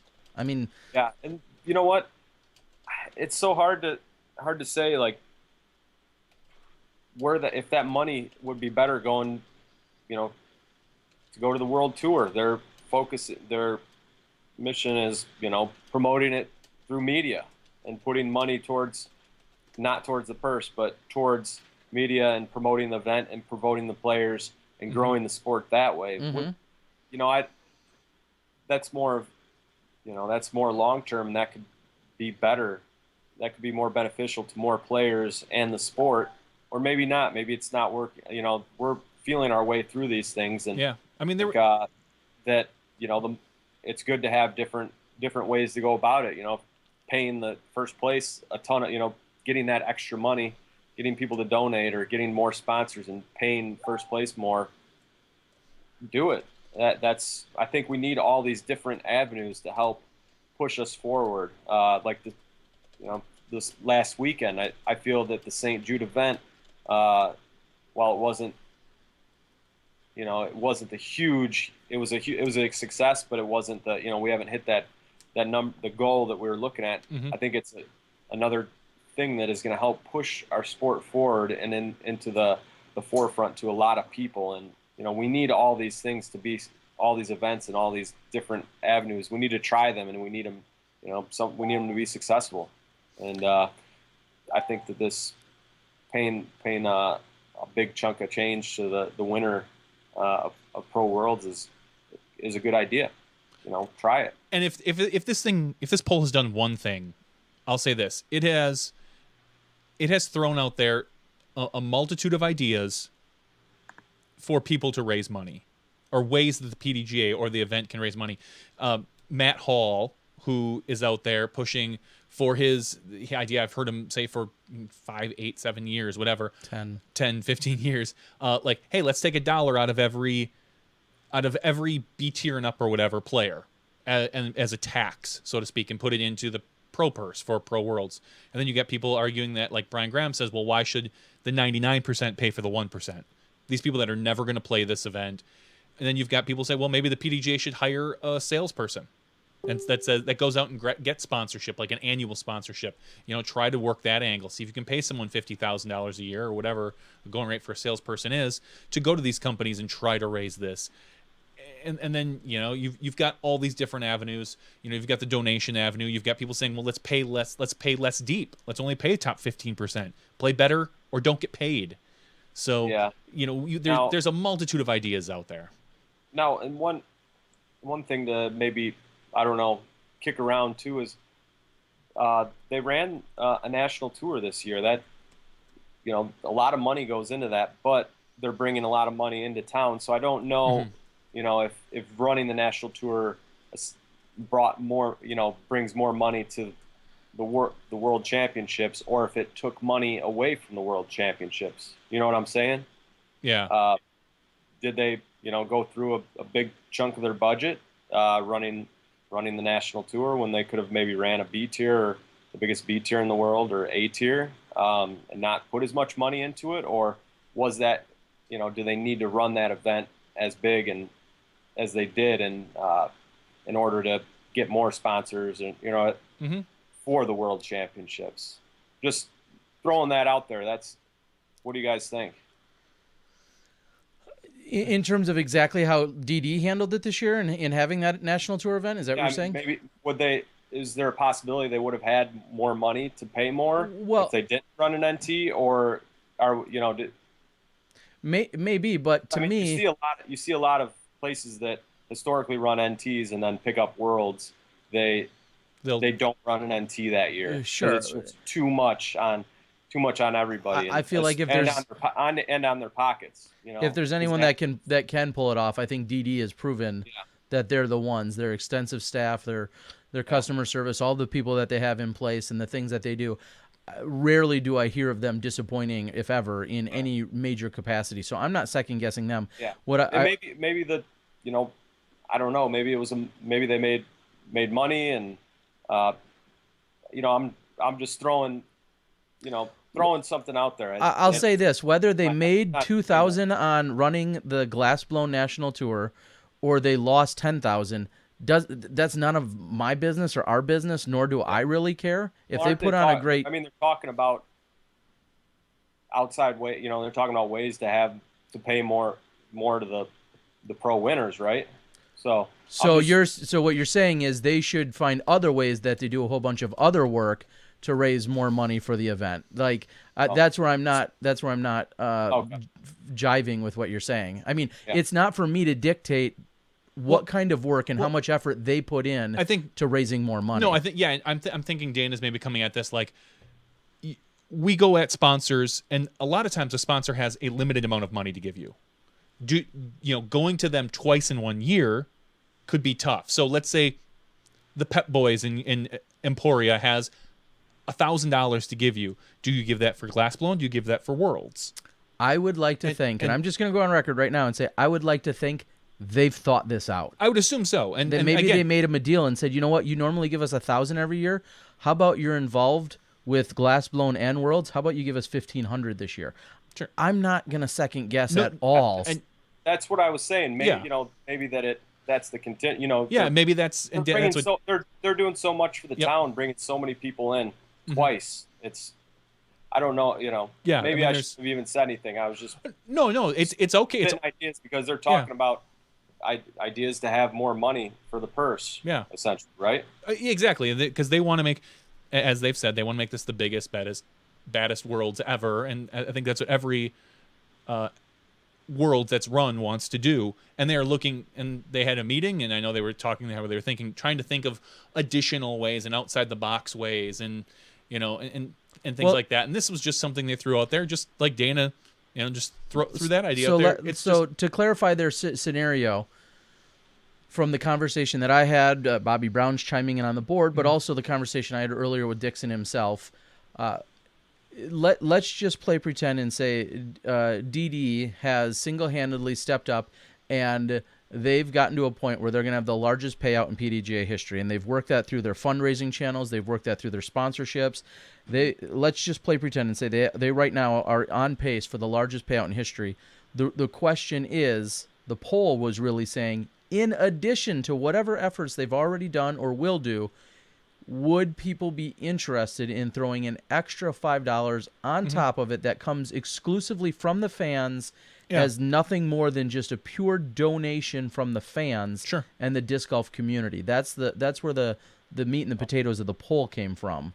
And that's what, because obviously what got lost in translation is, they're not doing enough in a bunch of other ways. And I think that's inaccurate. They're saying, we're going to put forth our efforts. Should we offer this other idea? We're going to eat processing fees. We're going to do all this other stuff. Should we do that? Would people be interested in contributing? And then from there, it spiraled out into a bunch of people telling them what they should do and how they should do it. Well, of course. And everybody has, that's what I joked about earlier, about telling people how to spend their money. Everybody has an opinion on how the PDGA should be spending their money and how Dynamic Disc should be spending their money and how, the Worlds should be spending their money and this and that. And frankly, unless you're there looking at the books, you don't have a right. Correct. I mean, I don't care. And even when you do look at the books, you still don't have a right. Well, I mean, usually if you're the ones looking at the books, you probably have an input on it. But I understand what you're saying. So you would donate $5, Dana? Yeah, I would donate $5. I mean, okay.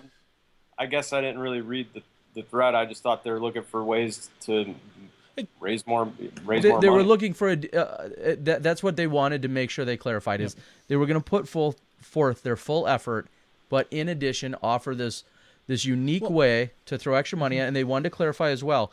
Let's just say $20,000 rolled in from these donations. I specifically asked, would it be proportionate? Would 50% go to the open winner and 50% to the female winner?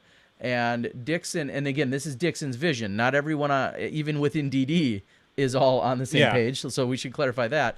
But Dixon's vision was it would be proportionate. So if we'll just say if there were 100 men and there were 50 women, well, they would break up that $20,000 proportionately to the 100 men versus the 50 women. So just keep that in mind as well. It wouldn't be a straight 50-50 split. Dixon Jower's words. Yep. No, he's not speaking for all of DD. I mean, there are so many ways that people could that the PDGA could raise money. And I'm sure they've looked at all of them. I mean, think about it. The RFP for us doing the broadcast required us to broadcast it for free. What if the PDGA said, you have to charge, and that all that money goes into Worlds? What if they charge for the post-produced rounds? Say, hey, guess what, guys? We're going to put this on a specific pay-to-view event, and you have to download, and $1 of that goes to, we'll say, next year's Worlds, or however it may roll in. PGA takes that money and gives it out. There's so many different ways that people could do it, and it's not going to make anyone happy. Anytime someone has to take money out of their pocket, it's not going to make them happy.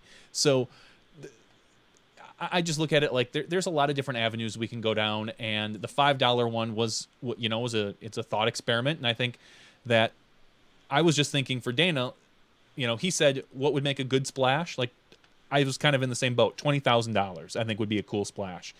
That's $15,000 additional, approximately. And we're just talking MPO. Mm-hmm. Divide that by 5. That's 3,000 people donating $5. And now taking into account probably the FPO as well, maybe throw another 1,000 people in there, or 800, or whatever the proportions are going to end up being. I mean, that's does the PDGA members or the PDGA members have that in them? Because that's where this would probably come from. Yeah, a majority. You're not gonna get your Joe Schmo to do it. It's gonna be from PDGA members that want to promote and grow the sport. So I don't know. I don't know. There's no answer. It's just literally a speculation. So, well, I wanted to get more of the details out there, I should say. Bobby has chimed in a few times. I think we're all on the same page with what we're trying to at least convey. A lot of responses coming in off the board are telling people they're saying there should be a raffle, turn it into a raffle. Raffles have been done before. They certainly can be money makers. Those are ideas that I think you're going to continue to see happen regardless of who's running Worlds. You're going to see things like those take place. They were asking, in addition to any of those, would people be willing to donate? And Dixon was very candid with me. He said this has even created a stir of its own within the company, because there's a lot of feelings within the company. And we're going to be done with Dana here pretty quick because we've got Zoe and Yuli who both want to join the tonight yet. But if you listen to Disc Golf Answer Man, EMAC and Cool Who? Daddy... Wait, who? Some guy called me. He called himself the Answer Man, and he told me. And he said they say that those two have gone on record say that they don't like it, that it looks like you're panhandling or something along those lines. And so obviously within DD there's a schism as far as who may or may not like it, and who knows what they're going to do. So, well, I just want to make it clear that I would donate. I was just talking about ways to have more money, and I didn't know how the NT affects Worlds, how their budgets work. I'm sorry, I shouldn't even say anything. No, because I'm about to say something stupid too. But them, what they're doing. So let me Terry kind of let me up the stupidity for a second, Dana, and say that's what I got you guys here for. How asking something, say this rolls through and they say, hey, yeah, we're going to do it. How many times can we go to PDGA members for donations for things? Sure. I mean, there's, again, just like I said about the Pep Boys and $1,000, people are limited. Maybe I want to donate $5 to St. Jude, and no, you asked me $5 for Worlds. Like, it's one of those things. Like, you can only go to the well so many times, right? And it's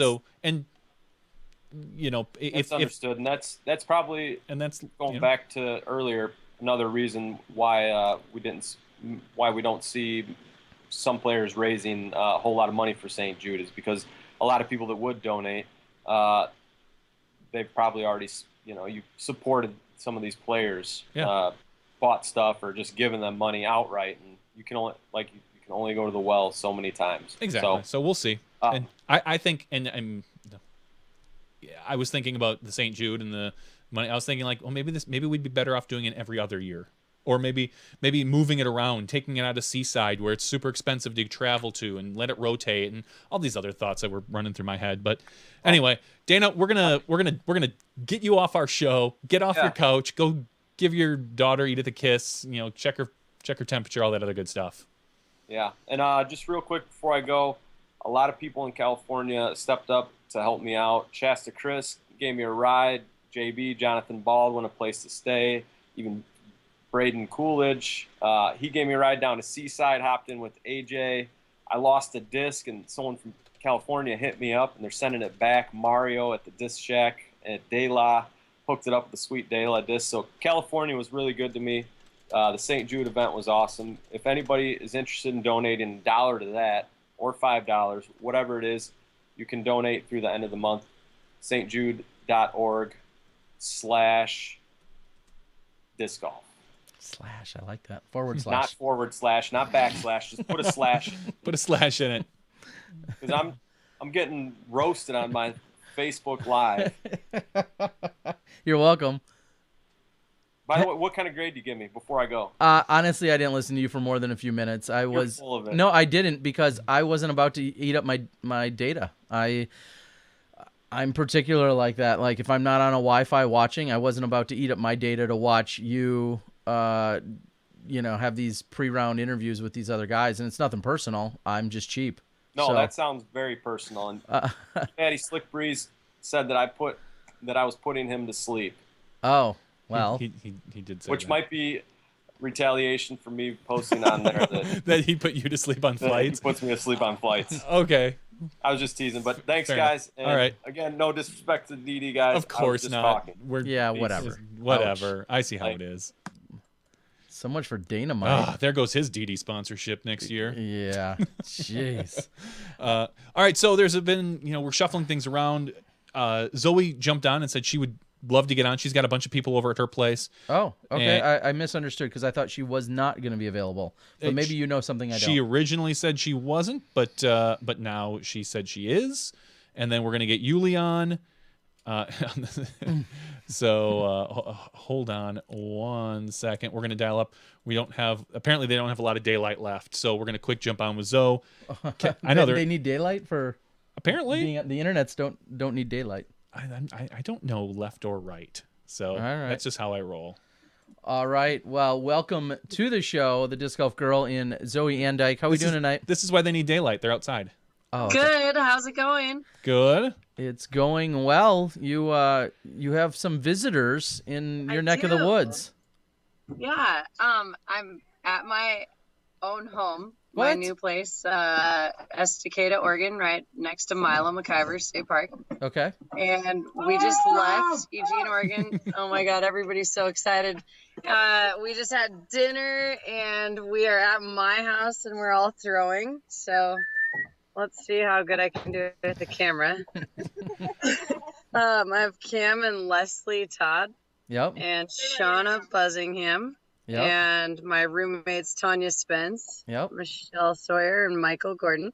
Okay. I'm not very good at this, but hang on. I'm going to set this up and we're going to show you our little yard shots here. Leslie. Hi, oh my God. Leslie. Hi, Leslie. How you doing? Love you guys. Cam, come on over so they know that it's real. All right, here we go. Well, I wouldn't expect Leslie to be there and not Cam. So, Hey, Cam. How you doing? Cam, how are you enjoying the courses out there? I heard Zoe gave you a tour of a couple of the really nice ones. Yeah, we're starting to get to some good golf. It's excellent. I love it. Yoo-hoo. Nice. Nice. Yeah. Check out Whistler's Den. It's a great course. It's Awesome. cool. Yeah. Check out my yard. We have the baskets in position A and B. I think I saw that. Everybody- I think I saw that almost exact shot as like hole number 1 of the last World Tour. Okay.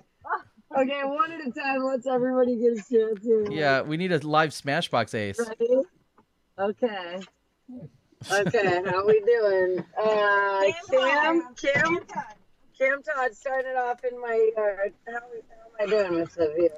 So Zoe, what have you been up to over the past couple of weeks? We haven't talked with you in a little while. Well, I was at the Masters Cup and then I came home. Yeah. To Oregon. I actually only came to my house for a day and then went back down to Eugene. And Shauna, Leslie, Cam, and I stayed at Dustin's parents' house. Oops. So that we could play the A tier, first Oregon A tier since 2010, the links in Cottage Grove. And That was last weekend. First tournament we've all ever played that was on a Monday. It was Saturday, Sunday, Monday. That's crazy. Yep. I've never played an event on a Monday. I know it was really cool. I took second. Tanya, what'd you do at the links? Third and Am. Leslie? Fifth? Okay. And then we had Buzzingham went in the house. Buzzingham did good. She got 7th, I think. And then sixth. Nice. And then the roommates were supporting from afar. Then we all we hung out in Eugene, and then we came here today. And we hung out at Milo, and we actually didn't go play there. We hung out at the river today and suntanned and played games, and then had dinner at my house. And we're all just chilling and gonna play the Beaver State courses tomorrow. Okay. Before half of us head up to the Seattle Tacoma area, me and Shauna. And then, yeah, we're gonna play the Fort Silicon Open. Oh, did we miss it? Well, who put it in? I think that just happened. There was just an ace at my house while we were doing Smash Bros. There you go. Very Sorry, nice. I'm like holding the laptop. I'm sure it's shaky. That's all My right. arms are getting tired. That's all right. We won't keep you long, I promise, because we promised Yuli we'd get on with him as well tonight. So we got a jam-packed show. Good deal. Yeah, we can communicate through Smashbox. Because I was hoping to host Yuli during Fort Silicon at my uncle's. However, family reunion stuff. Nope, he has to find his own lodging. Oh, bad news for you. Yuli. Sorry, Yuli. Lost Sorry, your passport, lost your place to stay. Really glad that I did try though, and I'm really excited because he came, and he actually was. You'll hear his story. Unfortunately, not in another country right now, but represented here in Oregon. Warren Hollenshed and Kevin Cornett basically led him into the A tier here, and he won last weekend, and it was awesome. And in the parking lot, after awards, I was like, "Where are you going next?" He's like, "Fort Silicon Open." I said, "Good, way to make the best of what you've got going on while you're here." That's such a Zoe thing. Make the best of what you got. Well, You and your darn positivity. I know. Oh yeah. People are acing at my house right now. I just want one more shot and shout out. Hang on, wait. We're going this way first. Leslie, love. Right, I'm gonna hold. Okay. So it's 8:52 out there. Is that correct? 8:52 p.m. I think so. Yeah. Wow, plenty of light yet. Yeah. And we're having a really good time. Thanks for having us on for just a minute. Thanks for checking in. In tour mode like crazy. Cam and Leslie, actually, come here really quick. They, please come here. Please. Maybe Leslie can. They have something to say really quick. To Zootown Open. They were trying to make it there tonight, but I know that there's a little bit of injury and there's a little bit of tiredness and there's some other things going on, but they are going to probably stay at my house this weekend and take the weekend off. We couldn't make it. Not make it to Zootown, which is where Paige, Mad Dog, and all the other homies are at right now. And Leslie and Cam get to hang out at my house. Yeah, and then we've got all these other ladies going to FSO while these people are in Oregon, and good things are happening everywhere, right? All right. Well, sounds like the place to be. I'll see you out there in about 9 days. Yeah. Yeah, it's not that far out. Tell me about it. Yeah, 9 days. What are you doing around midnight next Thursday? So I'm you'll gonna be like asleep near the right airport in now, Portland, but I have maybe? Really good news, and I can share this secret. Joe just rented a really awesome fresh spot, which is some of my close friends' house that Brian Cole is like touring right now in his Westphalia van, and Joe got to rent a room at his house for 2 weeks for Beaver State and editing and being serious mode and like smashing around and doing his thing. So I think Joe will be ready to pick you up at the airport. That sounds like passing the buck. Yeah. I like it. And check it out. Yeah, I mean, he's just totally ready to hang out. He was going to come play Milo or like play out at Milo with us today, but he had a date with his dog. Oh. I called him I said, hey, where are you? You know, what's going on? Well, Mac and I had a date, and he hasn't seen his dog in 2 months because he's been hanging out with Terry and been on tour and, you know, kind of on road life doing Hellfish TV, Joe editing, everything he can do out on the road. Mm-hmm. And he hasn't seen his dog, so him and his dog were on a date all day. Huh. Pretty cute. Nothing wrong with that. Yeah. It's no T-Dog, but it'll have to do. It's his other dog. He gets the same amount of action. Yep. All right. Oh, All yeah, right, Zoe. I haven't gotten the throw. Last throw, let's see it. Give us one throw. Put it in. And if it doesn't look like it's going in, just close the laptop so we'll We'll cut the does. shot. We're doing it. All right, here we go. Zoe signing off. I need a little bit. All right, here we go. Now, Terry, what Zoe wants to do is stay away from the right Oh, trees. She's got to gonna get flex. it. Oh, It looked in from here. I looked in from here. Good All right. night. Thanks, Hey, Zoe. we love you guys. Thank you, guys. Have a great night, everyone. See ya. Bye. All right. We don't get any more West Coast update than that. I mean, live from the backyard, hanging out, bunch of touring pros, and then some.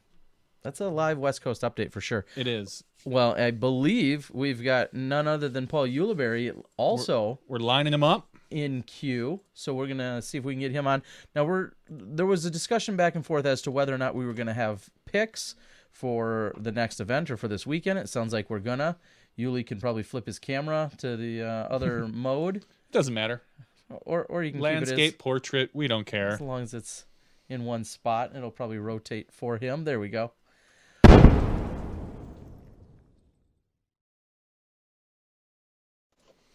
Welcome to the show, Paul Ulibarri. Not overseas. I didn't even think about reaching out to you today. I was like, I was thinking, we really need to get Paul on, blah blah blah. And then I'm like, oh no, he's overseas this week. You know, I know he talked about going out there, so I won't even bother. Awkward. And you're not. You're not. Yeah, awkward. What's up, buddy? Come on. What's going on? Somebody stealing No. your identity? Yeah, some definite unfortunate events for me. I had my engine replaced, and on my way to the Masters Cup, we stopped, and I had a check engine light, so I stopped at a Midas and got it all fixed up, and then figured out when I got to after the Masters Cup on our way to Oregon to fly out to Helsinki that my passport was gone along with some other items, and so I believe they got stolen from a mechanic at Midas. I called the place back, and they said they had to fire somebody for stealing out cars, and so That's what I'd call the Midas touch, all right. yeah, Midas sticky fingers. Jesus. Ah, That gosh. sucks. Yeah, it was pretty bad, but like Zoe said, it ended up working out that they gave me they could let me in the tournament, and that was only a few hours away from where I was anyway, so I got to play the tournament this last weekend, and ended up winning that, and now I'm on my way to, I'm here in Tacoma, Lakewood area in Washington. And was there any hesitation about Kat still going over once you guys realized the situation, or you guys must have had a little heart-to-heart on that as to what the best plan was for the two of you? Yeah, absolutely. I mean, it's always tough to, go different ways for a long period of time with your wife, but we ended up making the decision that it would be best for her to go, and we had already scheduled like 3 or 4 clinics and stuff and meet and greets, and it would have been terrible to cancel all those, and so she ended up going and doing those, and I think today was media day at the European Open, and she was one of the featured players, so she's getting some good exposure and stuff, and I think it was the best choice for sure. Yeah, it sounds like you guys made the right choice. Now, financial wise, did you get a voucher for your flight? Do you get, do you get to roll that over, use it within a year, or are you just kind of out that money? Yeah, no, at first we were out the money, and then I just kept calling until I got like a $300 voucher, and then I just hung up on that guy and called back, and then I finally got the right person, and I got it all back, all the miles at least. I didn't get like money back, but I'll use those miles after the Vibram Open. I'm heading up to Stockholm for the Masters, the European Awesome. Masters, I think. Well, that's a small silver lining at least, and Yeah. and you'll have a Yeah. you'll have a new passport by then, I'm assuming. So Yeah, so I played the tournament and then ended up losing my car keys. So I had to tow that from that place to Eugene to get a new set of keys, man. It was a definite hectic week for me, but You it need all more ended up than a Smashbox big hug, my friend. Come on. yeah. No, it ended up working out to where I ended up getting the win, so it was all worth it. Yeah, it looked like I believe, was it a one-stroke margin of victory over, was it Scott Withers? Was that what I saw? Local Scott Withers played very well, and we were stroke for stroke pretty much the whole last round, and I ended up squeezing it out on the last few holes, so that was good. He's playing really good this year. I think that was the first time he's lost in Oregon, he said, this year. So Wow. he has like 7 or 8 wins in Oregon already. All right, so somebody to keep on our radar for next time there needs to be some Yuli's picks in his neck of the woods, that's for sure. I know he's one of the few gentlemen that continues to get in the way of Nate. They play, they don't play too many events out there, but they play the disco ball. And I don't believe Nate, for instance, has ever won it. And Scott Withers, I know the name, had won it this year. May have won it even last year. So, clearly a solid player out there, and not a local you're going to roll over when you get into Oregon for sure, or that area. So last weekend we saw the St. Jude action. What was your take on that? We got a little bit out of Dana. What did you see out there, and what was going on? Or I'm sorry, you weren't there, but I mean, what else did you see? For the St. Jude, man, they again a fantastic job by everybody who was running that, and I actually almost went back from Portland to go over there. If I wouldn't have gotten this tournament, I would have headed back to support the tournament for sure. But it was like the 12-hour drive there, and then the 12-hour drive back when I could do 2. You know what I mean? And so I ended up staying. But I mean, fantastic job by all of them, and then great play by Ricky and Nate. And Jared Roan, right? Yeah, Jared was right there all the way to the bitter end, and Nico was tied with the lead going into the final hole. He ended up taking a 6 on hole 18, but prior to him going into that hole, he was momentarily there. There was a 4-way tie for first place before he had... yeah, I had no idea that it was that close, but yeah, I mean, obviously another successful year for the St. Jude tournament, and hopefully next year it'll be bigger and better. Certainly. Well, speaking of the St. Jude tournament, I'm going to go on, that's not even a limb, and say you had the best picks. What? This week. I don't believe that. He did. No, wait, show me the numbers. The problem. So did we. No. He had 3 of the top 4 picked. That weren't there. None of them in the right order. Oh, okay. So he got 3 single points. Okay. Obviously, you missed Jared Roan, who I don't believe any of us picked to step up there. So you got 3 one-pointers for 3 points. Okay. You and I both nailed Ricky winning for 3 points. So it was so St. Jude wash. Wow. Ultimately a wash. Now, Ultimately, gosh, Nate was so close to giving me all the points. Yeah, you would have had Nate you would have jumped right up there and. Now, what are you doing there? Just to clarify here. Sure. These are the St. Jude events. Okay.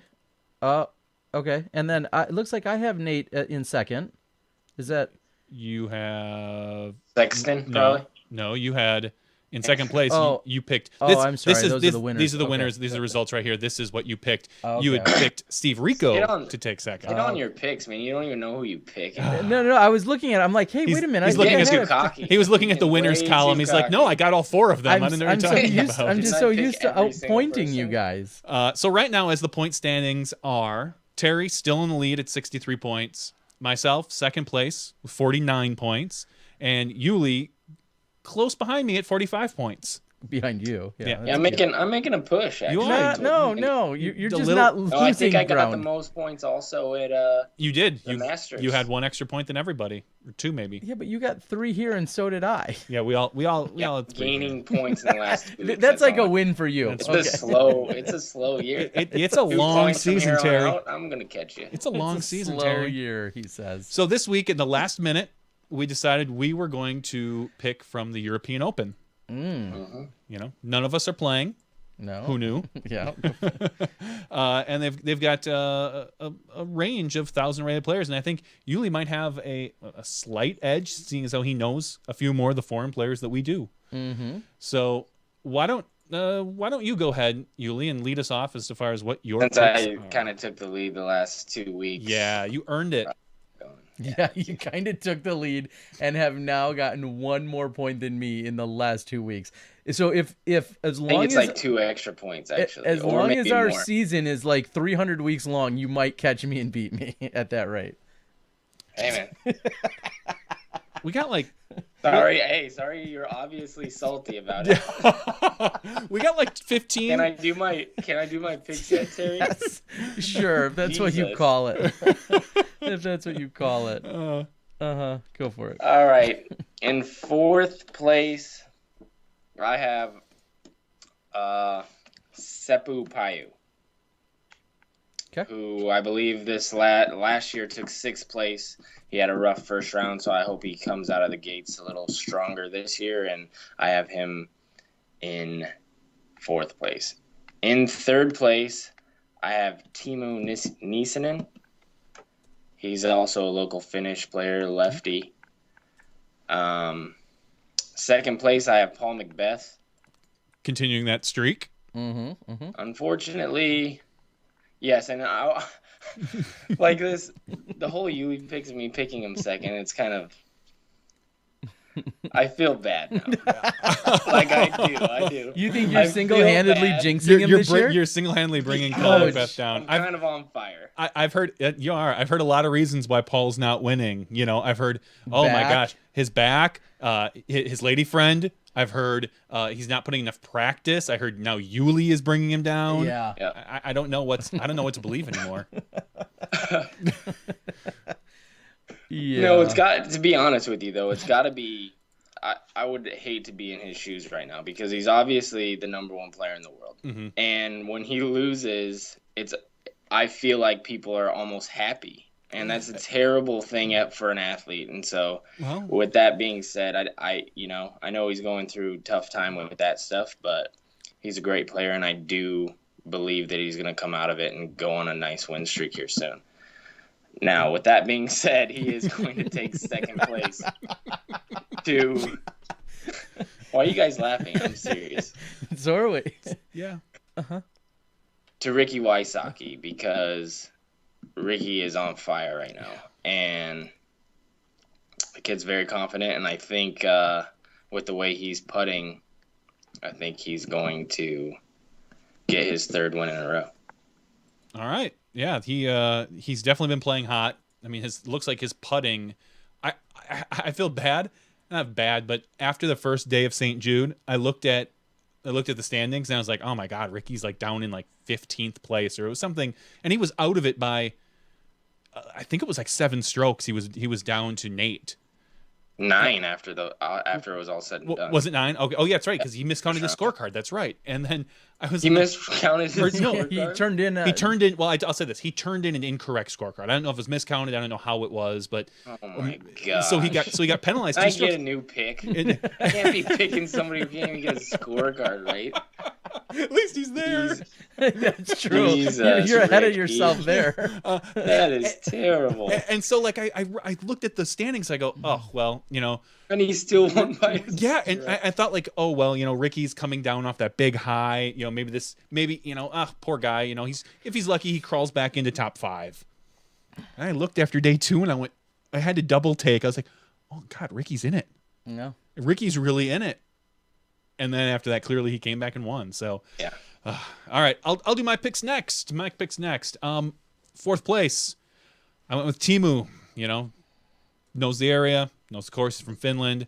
I think he's gonna probably perform very well and take 4th place. Followed up, 3rd place, I went with Simon Lizotte. I think Simon is, which you didn't pick Simon at all, Paul. I didn't. Okay, he's. I think he's due. He's gonna get back on the radar. And Dude, I think he just came off of his biggest win of his career, right, at the last World Tour event. Arguably, yeah. That or glass the way blown, that I he guess. won it, I mean, throwing in from like a jillion feet and making a Yeah. good putt and Yep. crushing people's dreams. Yeah, you can argue that or his glass blown win are his two biggest of his career. So for sure. Well, I guess what was it? Ledgestone. I forgot. Or about Ledgestone, yeah. Any one of those. Second place. Actually, hold on. Let me pull it up here. Oh yeah, second place I went with Wysocki. I think he's due. You guys are still gonna ride the Paul I'm train? gonna ride the Macbeth pony. Yeah, I am. I think. Hey, you haven't heard my You guys picks. are keeping me in the game. I think Paul. The only reason I said obviously I've got Paul winning. I think Paul comes out with a vengeance. I think, just like you said, I think he's sick of hearing it. I think he's going to do. He's overseas. He's really got nothing to focus on other than Smashbox and winning. So, Yeah. and I think he's going to come out and shred that course and put a few of the doubters to rest. That's my thought. Okay. You hear that, Ricky? Add your scorecard up right this time, dude. Yeah, Ricky's gonna lose by 1, and oh no, that's the wrong scorecard. Again, I don't know if he misadded it or maybe he misscored a hole. I just know there. Hey, too soon. Only too Ricky. soon. I bet you What a that's the gorilla. 39th time he's done that in his career. Oh, hombre, too soon. R.I.P. All right, so All right, Terry, you're in the lead. Why don't you give us your picks? I know, and I'm sorry, I can't provide too much excitement here because my picks eerily, mimic Johnny V's, with the exception of fourth place. So if we're gonna be off by much, it's gonna be fourth place, and I went with the Danish guy and put in KJ. I debated it. So I played the. I don't know what it would be in horse betting terms, but I played all the favorites and jostled them up just a little bit. But I went with KJ in fourth, Simon Lizotte in third, Ricky Wysocki in second, and Paul Macbeth in first. It's a numbers game to me. Going up by 6. I'm going up by like 6 points. Sure, yeah. It's a numbers game, and maybe Johnny said that in so many words as well. Macbeth's rated where he is. He's won what he's won. Ricky, I have nothing but utmost respect for him and his game, and clearly I wouldn't be surprised if he did, if he pulled it off. But or Simon, I mean, we all know any one of about 6 guys could win this. I think realistically, I just think it's a numbers game, and I think Paul's number is up, and that's gonna drop in the little bingo ball at the end. You know how they go bloop, bloop, and it comes up, and it's gonna be Paul's number this weekend. So again, maybe Ricky's confidence is finally good enough to hang. Well, hang clearly close his to the last addition holes. isn't. That'd be nice to see between those two. Yeah, well, like I said, Every time. yeah, clearly his addition isn't up to it. Hopefully his skills are. ouch, Johnny, ouch, harsh, man. so hard here on the Smashbox. So we can say it because he won. Had he not won, Yeah, that joke is a little more It hurtful. seems like it's good luck to misadd your scorecard. Will misadds it or doesn't turn it in correctly. He wins. I mean, you just do it and you win. Yeah, you should try it. I'm gonna do it. Yeah, do it. First round or fourth round. Do a fourth round. Every round. See how that works. Just to make it dicey, do it fourth round and be like, well, I think I won by 3, but let's make it close.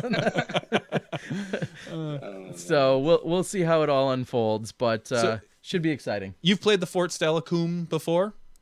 I have. I played it in 2000. What was it? 13? 2001. 2013.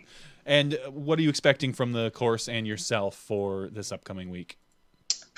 I only have bad memories of this place, so Okay, well that's to be honest with you, like I remember not enjoying myself when I played here, and I Okay. told myself I wasn't gonna come back. and then you almost and- weren't able to because you didn't have car keys to do And then it. I was supposed to be 20,000 miles away, and now I have to play it again. have to play it. No, I'm. They looking must be forward they to must be having elated to Summer have you. course because I don't like playing courses that play as hard as it actually did. Okay. Kind of like the Masters Cup. I never have ever, still to this day, have ever played good at that stupid Daylock course. I don't understand it, man. I hate that place. You No, don't really hate it. I'll say- You just don't No, play it's well there. it's the funnest place Okay. Yeah. I've ever played because the shots are fun. But as soon as they say 2 minutes and you're up at the tee, dude, the worst stuff happens. The absolute worst stuff that could possibly happens. It's unbelievable. Okay, so and I was gonna say we didn't get a chance to talk to you how you played 2 mediocre, as you said, horrible rounds at They're De the 2 worst rounds of my whole entire year. and then you come out to the golf course and tear it up, shooting. I mean, last I saw it was just shy of 1100 Wasn't an 11 under in the hottest round in the tournament? to bump yourself up to 6th. Yeah. Yeah. Yeah. It was So like, there's that. Good. So so right now and then you follow that up with a win. I mean, you're due for at least a 5th place at Fort Steilacoom. Yeah. I'm just saying. Yeah. If I could crack the top 5, I'm gonna be really happy about this place because I remember on the struggle bus. I was on the struggle bus. Well, Those 2 tournaments, and then I had to play both of them again this year. And each year, I'm like, I'm not going back to the Masters Cup, and then I'm the first one to sign up every single time. yeah, well, it's good. I mean, what better way to prove to yourself that you can defeat your demons than go back every year and get kicked in the boys? Yeah. Yeah. Majorly kicked. You can either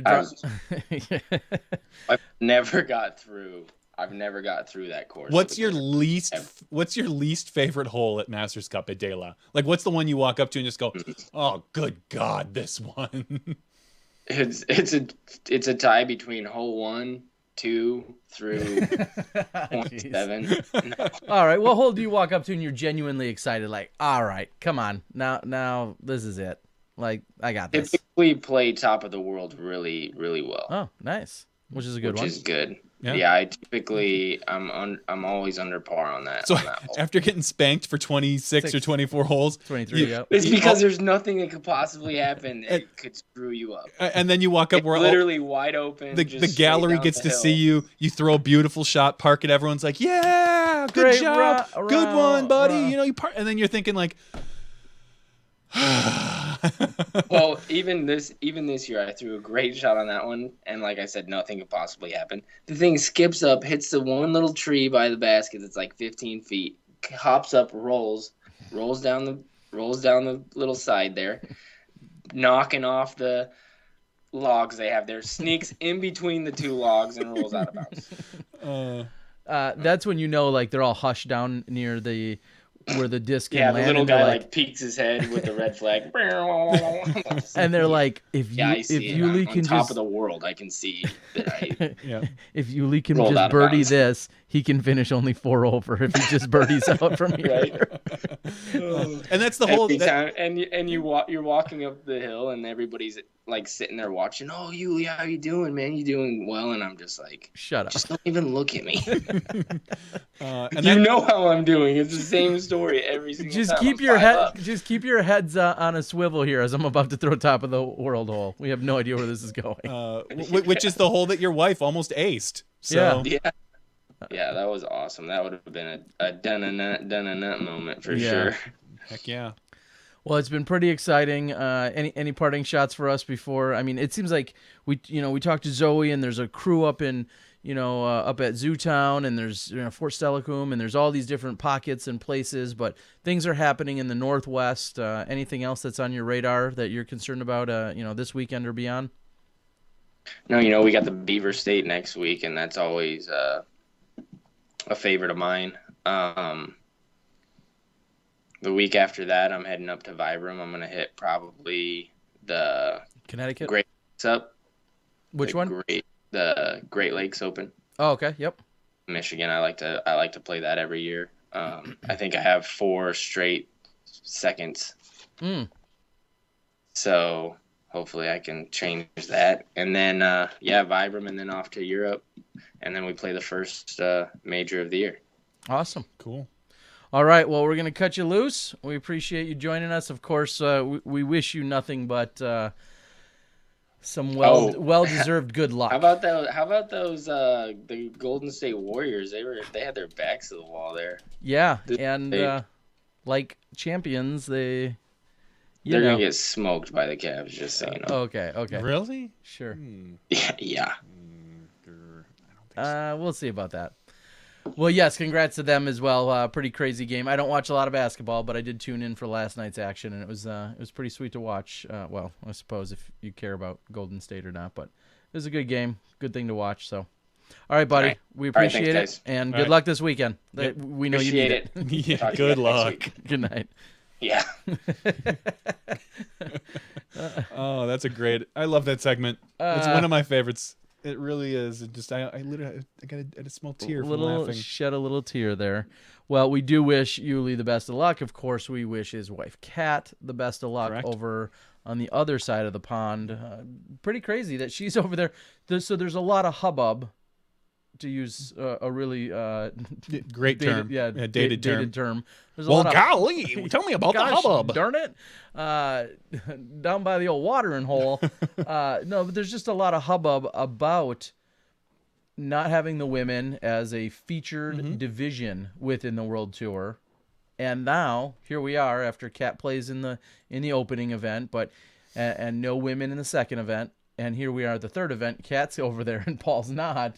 It's just I don't think anyone would have saw that coming. It's a funny dichotomy. Yeah. So best of luck to everybody out there. Some debate going on the board as to who's going to be winning what.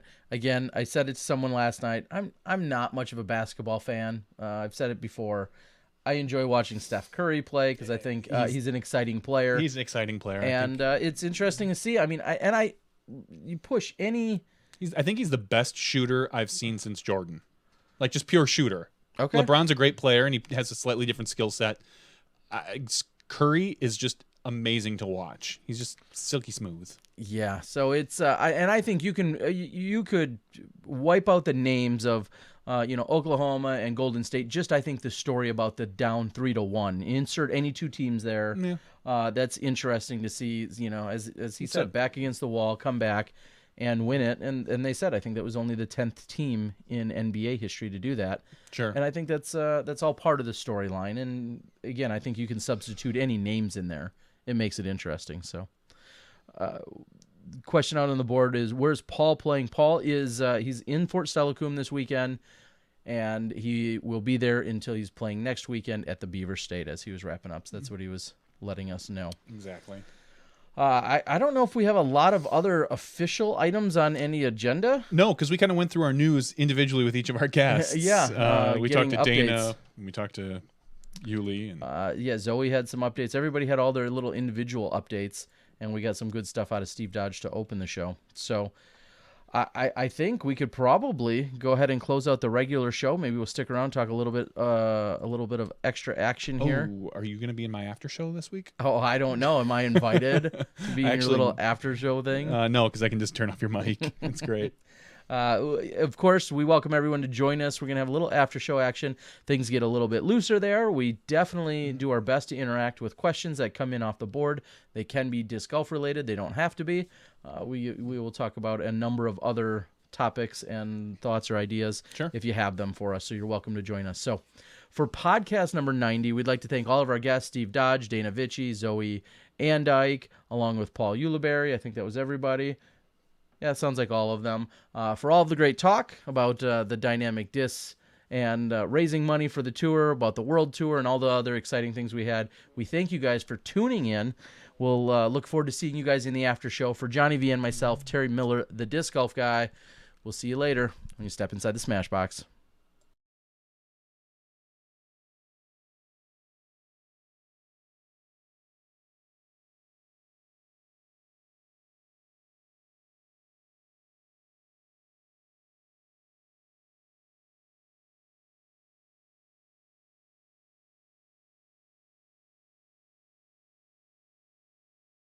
Welcome, everyone. Boom. To the podcast after show. Joining me here in studio, Milwaukee, Wisconsin, is Johnny V and Terry Miller, the disc golf guy. How you liking the new mic? So far, so good. I just got to make sure to maneuver around it when I'm trying to look at my computer and stuff. Yeah, you kind of get used to it. And I've noticed that when I'm looking at this one, I'm looking. It's a nice little arm I've got here. I end up just kind of looking through it because it's too much of a pain to adjust it all the time. And hopefully the audio has been adequate for you guys tonight. Yes, it's still me. You're still listening, but we're glad you could join us. We're here in the after show. Earlier, we had a great conversation with, a number of great conversations with some good people in our previous show. And some not good people. And I mean, some Dana, yeah. He's in bed by now. We can talk smack. He doesn't have to be in bed for me to do it. Whether he's online or not doesn't even matter to me. It seemed as if Dana and I, people were questioning if I was truly fired up at Dana. I wasn't. I was just going for some clarifications. Of course. And yeah, that's all that it was. Yeah. No, there's no bad blood. There could be. There definitely could be, but there wasn't tonight. So we're here in the after show. We're glad you guys could join us again. I have had the pleasure, the honor of calling in from a Bluetooth car the last 2 weeks that you've had shows here, Johnny, during the after show. Yeah. You've bombed my after show twice. Yes, I have. And I was thinking about this. For some reason, it popped in my head like 2 days after last week's show that I sat here with the mic like plugged in or like this. Is that how you did it? Yeah, I literally sat like this with it when I have a cord. I could have plugged you into my phone. I honestly assumed you were recorded. You were recorded. No, I could have plugged you in here. Instead, I just held you up to the mic, not thinking about it because you call on the fly. And I could have just plugged you in. It never even crossed my mind at the time. And afterwards, I'm like, I have a cord there specifically for the rare occurrence someone has to call in, and it didn't. I'm just glad you're in charge of technology here. Hey, I don't do what I can. As we like to say at Smashbox, we show up. Yeah, as I was calling you the battery killer because that's why I had to kill you at some point because my battery is getting low. Yeah, so we're glad that, again, you guys could join us. Solid crowd out there tonight. The after show is a great time for you guys to ask us any random questions. We encourage participation. If you've got something incredibly amazing that you absolutely positively should be calling in with on Skype, that's a possibility. However, we've been pretty reluctant to do that. Even though every time we have had anyone, it's been pretty solid. We've had Nathan Lee from Australia in our first few shows. We had a couple of our hardcore listeners just step inside and join us on Skype. But I would like to send a shout out to anyone and everyone that was so gracious over the last few weeks in being in California, doing the show from the Meet the Pros reception that I was at, or Johnny V taking on the show, last week with UDisc while I was editing and doing a bunch of other things out in California and was behind on the time. It was an incredible experience. 12 or 13 days in California is a very long time away from friends and family back here.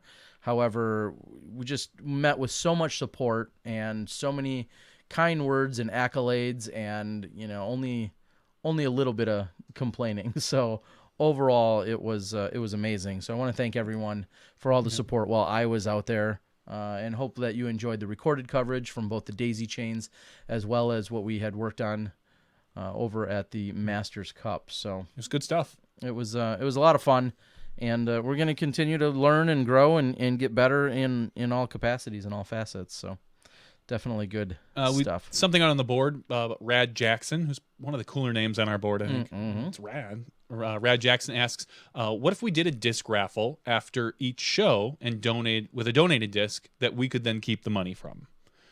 And I'll go out and say, and I'm going to run this not by Terry, we're not really, as much as we love podcast sponsors and support of that nature, the raffle isn't really, that's a kind of a pain in the butt to run every week. Is a money raffle. I go, hey, who's going to donate? Because then you have to decide, is it just the live viewers? Are we going to run a raffle for everybody? Because we do, surprisingly, a majority of our views are after the fact, either via audio or through YouTube. So that method of support isn't really what we're looking to do. We would never turn down a sponsor that maybe, well, I guess we could turn down a sponsor. Yeah, we would. We would. But more than likely, we're not going to turn down a sponsor that maybe wants to sponsor a segment or an entire show for whatever week. But we're not out here specifically for the podcast begging for money. We're not? Not yet. Then I gotta go. I got stuff to do. I got Stuff to do that at makes my money? own house. Yes. And no one actually invited you. That's you have true. a studio at your house. I do just show up. You're right. So that's not really what we're looking for the podcast. If it comes, great. If not, this is something that we A, enjoy doing, but B, do to help out with the live broadcast, which we do usually charge people for. So. Well, and I'll throw a plug out there, even though they haven't done anything, they haven't re-upped yet. But Ricky Singleton of Daredevil Disc, who we checked in with earlier in the year, he talked about becoming a sponsor again. Daredevil wants to sponsor some segments and be part of our broadcast here in the podcasting world. And if you or your club or your tournament or whatever does want to have some kind of formal thing, reach out to me. And we can certainly make something happen. It can be a featured reading or play an ad or whatever the case might be. There's a lot of different ways that we could go about it if you want to get involved and want to invest in some small way in supporting our podcast on any given night. So those are also options, of course. And in the past, if anyone's interested in donating a disc that we give away as a raffle, we are very happy to do that. Not a raffle, but like a prize. Sure. So if you want to get your product out there, I know we did that with the Discraft Undertakers, we did that with some of the Daredevil discs. We've done that with the DD, couple of the action DD that they've given discs. away. We're always happy to do that. We're always happy to give something back to our listeners. It's easiest if you send it out. We'll tell you who the winner is and you send it out, because why pay for double shipping? But that's kind of how we go about that. So if you're interested in just being friendly and donating, more power to you. Just let us know. We'll work out the details. I believe it was Joe as an L. Anyway, Joe W says, if I donate a ring announcer's microphone, will you suspend it from the ceiling and have Terry rock it like he's in the Mama Said Knock You Out video? Shadow boxing when I heard you on the radio. I just don't know. Yes, of course I would do just that. Like Muhammad Ali. They called me Cassius. All right. Watch me beat. Okay. Yes, certainly, Joe. There's plenty of options Not here. Robin Thicke style. Terry can't pull that off. No. Blurred lines, really? No. I think I could. No.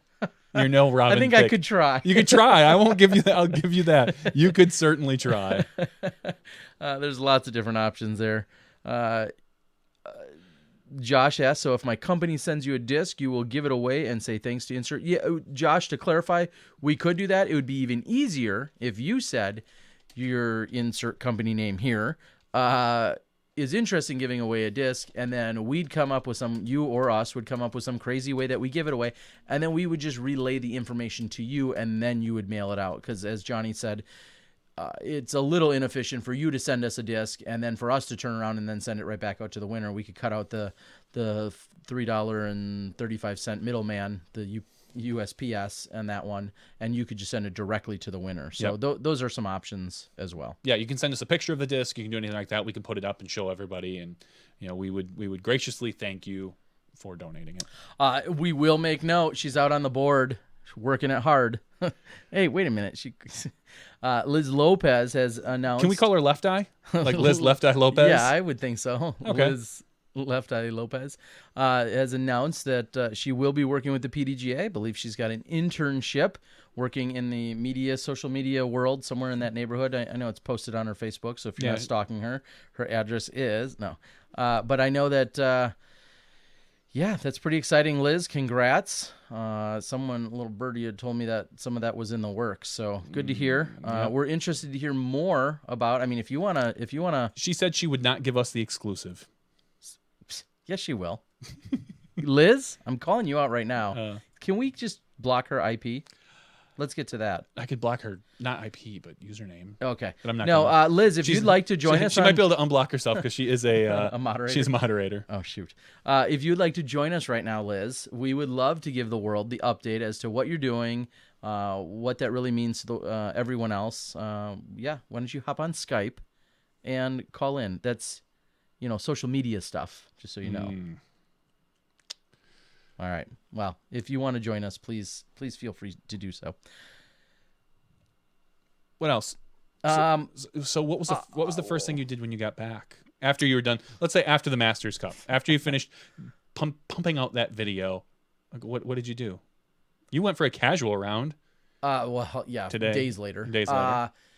So Masters Cup action, I got back late Wednesday. I worked on it Thursday. That consumed literally like 11 hours of my day, making sure my computer wasn't blowing up and uploading and all that stuff. So it was up Thursday night.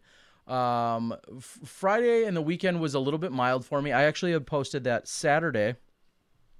This was, I believe, the first Saturday in 22 years. The first Memorial Day Saturday in 22 years where I wasn't doing something directly disc golf related. Sure. Because as we alluded to in our regular podcast show, the Sandy Point team tournament had taken place for many, many years. So I've been a participant, either a captain or a player in that for many of the years when that had been going on. And then in the years it wasn't, there was a number of those where I was hosting events myself on Memorial Day weekend, the Greater Milwaukee Open, speaking to events on on Mondays of Memorial Day. I've hosted a disc golf tournament on Memorial Day before myself, up in Mishicot, Wisconsin. So I've done that on a ball golf course. So kind of like they were at the links. I've done that as well on a Monday of Memorial Day. So my Memorial Day weekend has been consumed by disc golf for the last 22 years, and this year it unofficially technically wasn't. It's got to be nice. It was weird. What did you do? I played golf on. No, as I'm spitting everywhere. I did play golf with a good friend on Monday morning. We got to go out and play a round at a local course. I sold discs on Sunday, so although I wasn't running a tournament or playing in one, I sold some discs and hung out at a park on Sunday. So it was still a mixture of golf that involved, and also, of course, involved some family time, which was great as well. So it was really weird. 22 years of disc golf stuff on Memorial Day weekend, and this year was the least of that. So it was good. It was a little bit crazy. As we mentioned, the next few weeks, things are gearing up pretty hardcore. We have the team tournament this weekend. Next weekend's Beaver State Fling. The weekend after that, there's a huge A-tier here in Wisconsin taking place, the Mad City Open. And then after that, the Pro Tour kicks in. And then I go to Alaska, and then the Pro Tour kicks in again, along with AM Worlds happening here in Wisconsin. So a friend had said, maybe you could come over and help put up some shelves in my storage unit where all my discs are, and we've been talking about this for months. Years. Yeah, that too. And he said, well, maybe next weekend. And I said, sorry, the next 20 weekends. He said, maybe next weekend. I said, I can't do next weekend. I'm kind of busy. And he said, oh, when then? And I was like, well, I think my next 20 weekends are booked. And I'd like to think that's an exaggeration, but I don't believe that it is. Well, we discussed, and there might be one free weekend. You're right. There might be one somewhere in there somewhere. And it just so happens that weekend may be on our 20th high school reunion. Yeah, we're like Romeo and Michelle pretty much. Pretty much. We invented Post-its. Yeah, so there is a slight chance that is a good point. In July, a weekend the World Tour is going on, so I don't think I'm getting a call to cover that.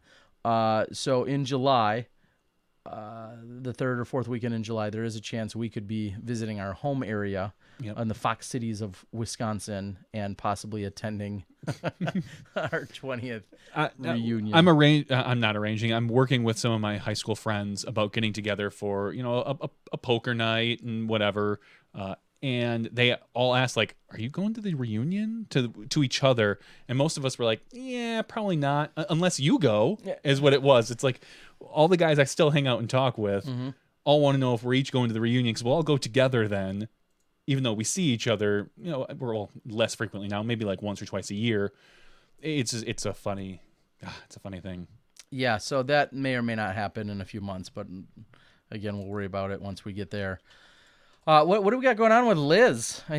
She is talking the talk. She says she's not sure how good her signal is, but she is on Skype. Should we try ringing her up? I think it's a no-brainer. All right. Well, I'm gonna.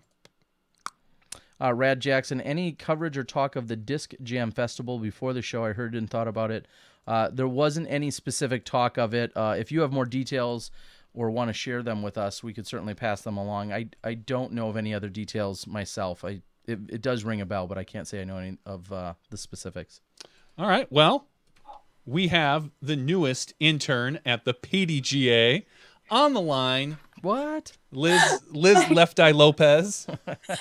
No, she's dead. That's well, you got to take the mantle. You got to take the Left Eye mantle. So his Harambe, but we got to represent where we can. I mean, we could go Liz from the block, Lopez. I don't know. There you go. That works better, actually. Okay. And she's like, she's got a show in Vegas and everything. So That's right. anyway, how you doing tonight? I'm good. So Yeah, it's ready for bed, but yeah, it's good. Yeah, well, welcome to our Tuesday nights. So you're able to tune in stateside. You're no longer in Australia.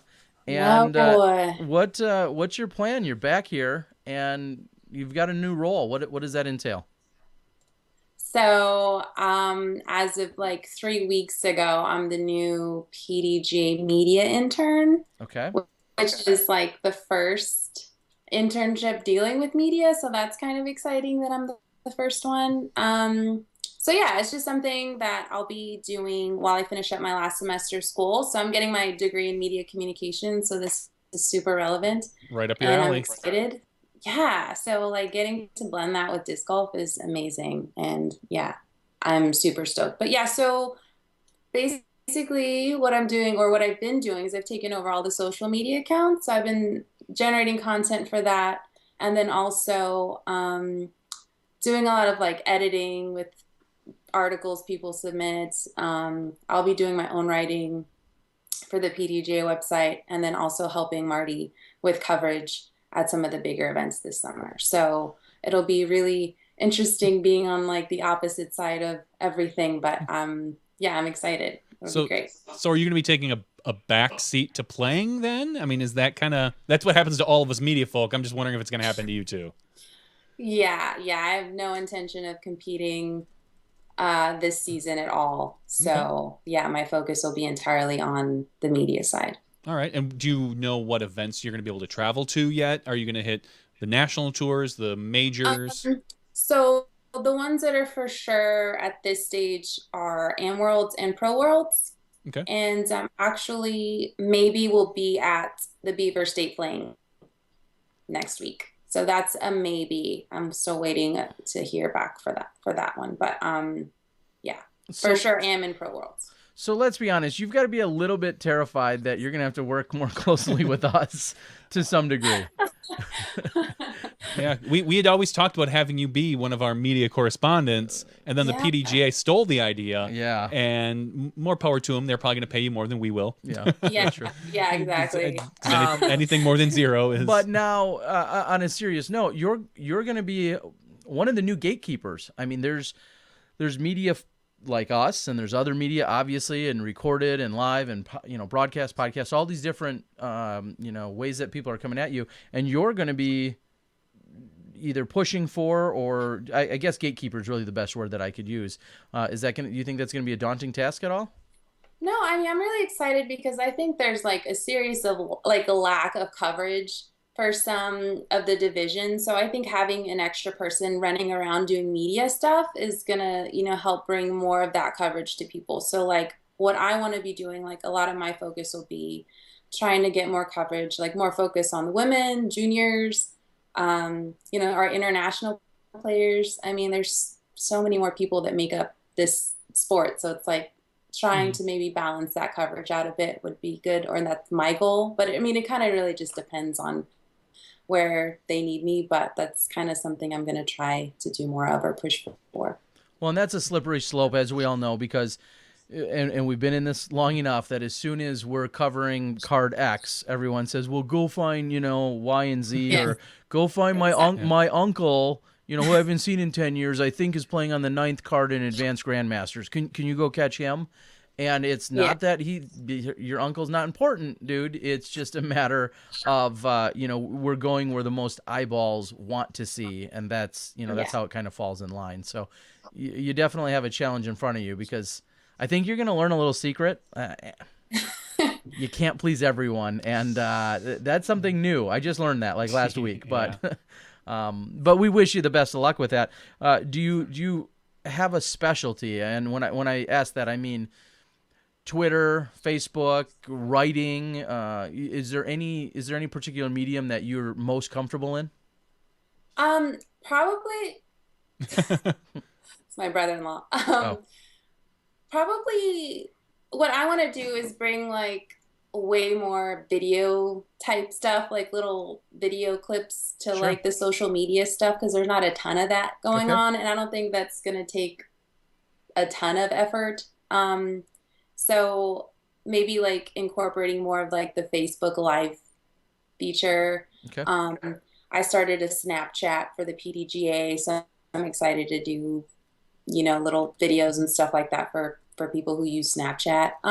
Just more content, just more stuff like that. So we'll see. Okay, that makes sense. So like video. Yeah, video. So one of your responsibilities is going to be staying up late Tuesday nights every week to watch us. That's Greg Waugh finally just pushed that off on someone else. He's like, I'm Yeah. sick of He's listening like, there's to you no way guys. I can listen to these guys Just anymore. make sure these clowns are in check and they don't rip on us. Yeah, make sure they don't say anything derogatory about the PDGA, and just Live scoring has definitely been something. Of course, Marty Gregoire really got the Twitter account to where it is today and PDGA Live. But then live scoring is always something he's helping coordinate, whether it be with caddies or the players themselves, or he steps in clearly Yeah. and can help make it happen. Is that something that you'll probably be tied up in as well as part of the job? Absolutely. Like that's probably definitely something I will be doing a lot of when I'm out at these events, is running around doing live scoring and stuff like that. Okay. What would you say? Where do you feel like you can have the biggest impact right away? And maybe you've kind of answered that with some of your previous answers, but where do you feel like where you could jump right in and immediately feel like you can have the biggest impact?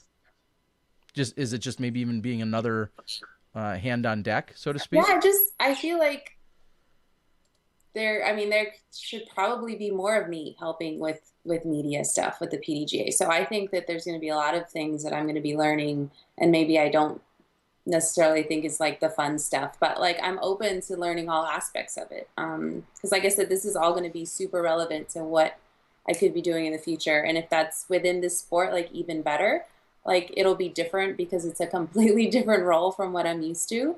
But I think having that experience as a player is going to help with the media, For sure. Yeah. And what's your home base right now? Where are you out of? Austin. Okay. So we're seeing as the tour kind of, is in the Northwest, it's going to slightly shift across the country, go over to the East. And then we're going to see the Worlds. Now, no secret that you've been very involved with DD. Do you have any special roles in terms of the Pro Worlds that you're going to be doing, knowing that you've had Like DD? Yeah, with dynamic discs? No.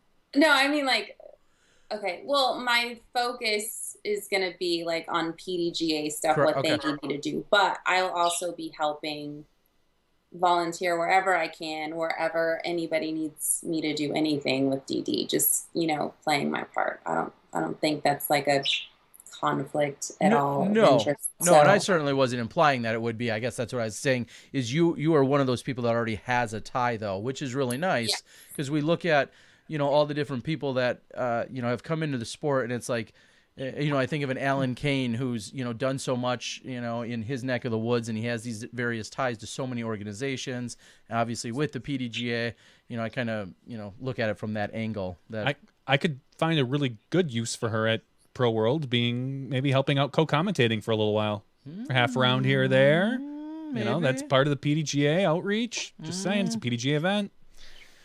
Do you feel like, and you can be candid with us, and I know we've talked to you before, but do you feel like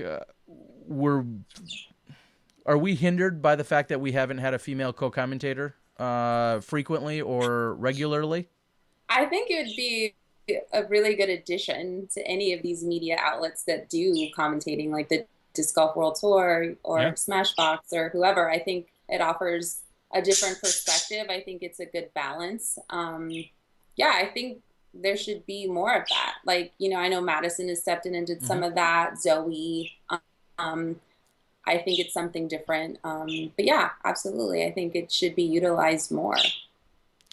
All right. So one of the hot buttons is always women's versus men's coverage. Dare I ask, should that be a 50-50 split from Smashbox or others? Putting her on the spot right away. Oh God, yeah. Now she stepped inside the Smashbox. She speaks for the PDGA now. This is great. I was completely unprepared. No. I'm here to put you on the grill, girl. That's what I do. Well, no, you can be candid. This is your opinion. I mean, you don't truly speak for the PDGA, or you can plead the fifth. Or what do you think would be is? Fair or right? Two I- different things. This is tricky because I can see it from multiple perspectives. Obviously, being a female competitor all these years, like, I think it could be a little more balanced. Okay. Yeah. However, I understand that the MPOs generally attract way more viewers. I don't know.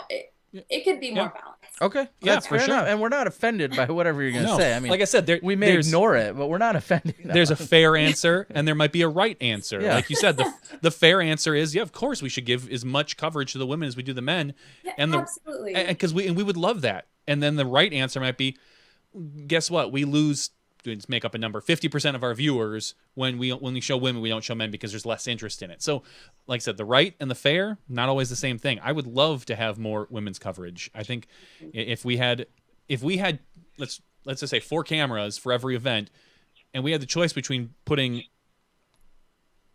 first round, first top card for men and second card for men, I'd take top card for men and top card for women. I'd rather see that. Whereas if you'll hear a lot of people say, "Oh no, you got to put second card because there could be someone chasing." There's all sorts of arguments. I would rather see more coverage for women, but right now, obviously, we're limited as far as number of cameras and costs and things like that in the future. So we'll see what happens. Now, did you get this internship just so you could get an upgraded phone? I'm just kidding. Yeah. I'm totally giving you a hard time. No, it's funny because we see Marty Gregoire, and that what made me really think of that is he's always running around tweeting a million miles an hour, but he's had to upgrade to the battery pack and the whole 9 yards because that's serious business out there. Yeah, It is. It really is. I don't know how much of that is going to be provided to me, Sure. but Well, we'll see. No, it's I know that realistically, you can go through a battery or two when you're you're hammering away on all of those. Yeah, get yourself a nice Mophie, big battery pack, and have the PDGA kick in some for those data fees. You'll be fine. Yeah, golden. So you said you now have a few more weeks or months of school, or what? Or one more semester? What was that? 1 semester. Yeah. So Okay. I graduate in December. Okay, awesome. And well, I'm sorry. Was it in what digital communications? What was the official title? Social media. Media communications. Media communications. Okay. What do you think about the real world practicality versus what you're learning in that class? I mean, Johnny V and I, to really date ourselves. You're gonna date us? I'm gonna put us out there. We were in a class together in college in 2000 or 2001. We were in a class called Emerging Technologies. And one of the technologies that was emerging was Bluetooth. Like, I remember doing a report on Bluetooth technology. Like, I remember them saying you will be able to go up to a Coke machine and actually pay for a Coke with your phone, through this Bluetooth technology. So that kind of dates us to 15 years ago. You're actually wrong. It was No. at the time it was called Genie. Oh, okay. And which eventually became the predecessor to Bluetooth. Okay, well, there you go. Yes, he's right. And basically what we're saying is a lot of what we learned in college, or a lot what was really kind of useless, and that's just what you're doing. How much of what you're seeing in your classes can you relate to what you're going to be doing with PDGA? Yeah, how applicable is it? I think it's super applicable. Like, it's very relevant to like new media today. So that's why I love it so much, because everything that I'm learning in class, I can absolutely apply to what I'm going to be doing here. So like how to structure content for social media and specific platforms, learning about new platforms that are emerging and being on top of all of that, media psychology, and just like branded journalism. That was one of the classes I just had that was super interesting. But yeah, it's very relevant. Good. And that's why I wanted to do something now to help get more of that like hands-on experience while I'm finishing up school. So yeah, it worked out perfectly, and I'm like super grateful for the opportunity. Well, and again, I think back, we literally had HTML classes. They still have those. Oh, I know, but I mean, it was a different world. The internet was a very different world. Yeah. And so we were doing these things, and yes, they were maybe new and relevant at the time, but to think of where technology is today and how much cooler it would be to take, I would love to take even. I'd be interested in taking probably a lot of those classes that you're taking right now. Yep, it would be very interesting to us. All right, so what should we be doing on our podcast? How do we fix it? How do I get rid of Johnny? You got any ideas? I like Johnny. Oh God, well you're the one. All right. See, I got my fan. That's all I need. All my new media is gonna be directed right at Liz. Yep. Like, hey Liz, check this out. Yes. So,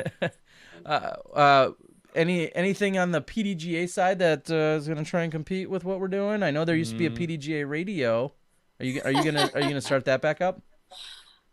I don't know. We'll see. We'll see what happens. Do you have any? I was gonna say, and you don't have to share it with us, but have you brought anything to PDGA that says, "Hey, I think we should maybe pursue this alley," or "I think maybe this is going to be this would be really good that they hadn't thought of yet"? Yeah, I mean, me and Marty are in constant communication. We're like chatting daily, multiple times, just talking about different ideas that I have for stuff. But I mean, we'll see. I mean, it's all exciting. It's just a matter of actually like getting out there and doing everything and just kind of seeing what kind of things we can do better or implement, so we'll see. I'm excited. I think this will be a good summer to try a few things out. So we'll see how it goes. Are you getting any school credits for this? No. Oh, sometimes you get those internships where you can get some school credit. Oh wow. Yeah, no, it's not for school credit. Well, we'll give you a pat on the back or something. Yeah. Probably. We trust you're going to do a super good job. What would you say is the number one thing that your background is bringing into this, your disc golf background is bringing into this, that you feel like you can rely on the most, or that gives you the advantage over some other guy or girl that tried to apply for this position? I guess just being knowledgeable about what's going on, what people like to see back home, what kind of coverage people enjoy the most. And then as far as like when you're out there, kind of the things players don't mind talking about, or, being able to read someone, if you're trying to do an interview, kind of knowing when to lay off and, I mean, I'm just like excited to be on this opposite side, because I feel like I've spent so much of my time competing, and then like obviously took this last year off to focus on other things, but it didn't mean like my absence didn't mean I was just like super over it. It just meant I was focusing on other things. So being able to find another way to plug into this sport that I genuinely love so much is like the best thing ever. So I'm really excited to see everybody again and just be out there and help grow it in a new way. Okay. Yeah. Well, when you can get the stare down from Nico, then you'll be on our level. You gotta have him. or when you put some spoilers out there. People love spoilers. Let me tell you, they love them. Just post a bunch of those. Okay, that's her job. Oh, that's literally her job now, is to right. post spoilers as they happen. How do you feel about that? I mean, you're a perfect person to ask, man. How do you feel about there's this huge push for the recorded coverage versus live coverage, and when people consume it, and do you feel that's fair? All the different angles when people are coming at it from, when they're saying, I don't want to see this, or don't tell me about that. I mean, it's like what Dana was saying earlier. You can't really avoid it. I mean, if it's something you're really trying to just save for later, then don't get on social media. Like, it's going to be all over the place because it's this big event happening. Half of your friends are disc golfers. Like, if something big happens, it's going to get shared over and over, and you're not going to be able to avoid it. So it's like you can't really be that upset. No, people want to share their excitement. Expected. Okay. All right. You got anything else for us? Nah. What kind of bird is that? What kind of bird is that behind you? Is that a parakeet? I don't know, actually. Okay. I can't tell from here if it's a parakeet or a cockatiel. It doesn't look like a finch. I'm not sure. Yeah. Seagull? Maybe. That. Blue heron. Hawk? It's an eagle. Nice. Okay, you guys are keeping the cage. Keep them safe. You're keeping Eagle McMahon in a cage? What can a PDGA route? He's already 18. You gotta let him out. Yeah, you gotta let him out now. I mean, he could fit in that cage. Like, just fold him up. All right. Well, we may have to talk about a more semi-regular segment. We know you're a little bit more of a night person than Marty Gregoire, who's usually busy on Tuesday nights. So if you can get the permission, from the PDGA to speak to us regularly, I don't know. I don't even know if I should have been on here. You yet. probably shouldn't have. Yeah, really. You might get a call from Brian Graham tomorrow. We don't know. Yeah, you might have. No, once we hope you enjoyed your internship. So if you don't see me this summer, you know what. It's Smashbox fault. You're welcome. You stepped inside the Smashbox and never came out. Too soon. That's it. Way too soon. All right. Well, thanks for joining us, Liz. Like I said, on a serious note, if it gets approved by all the right people, yep. Maybe a semi-regular segment to have you check in with us would be awesome. We'd love to get your perspective. That's right. Yeah, sounds good. good. All right, sounds great. Thanks for watching and thanks for tuning in, and have a great night. Thanks, You too. Liz. All right, see ya. All right. All right, and that was, of course, your ex-PDGA intern, Liz from the block, Lopez. Yes, something like that. She doesn't want left eye. I don't know. Left eye is so much better. Liz Left Eye Lopez. It really is. It just rolls off the tongue much better. It does. Whatever. We won't be seeing much of her anymore. It was nice to know you. No, I don't. I know she came on and said she wasn't sure if she would. She put it on social media that she was an intern for the PDGA. Spoiler. Doing I don't know if she even said media relations or not, but she did put it out there.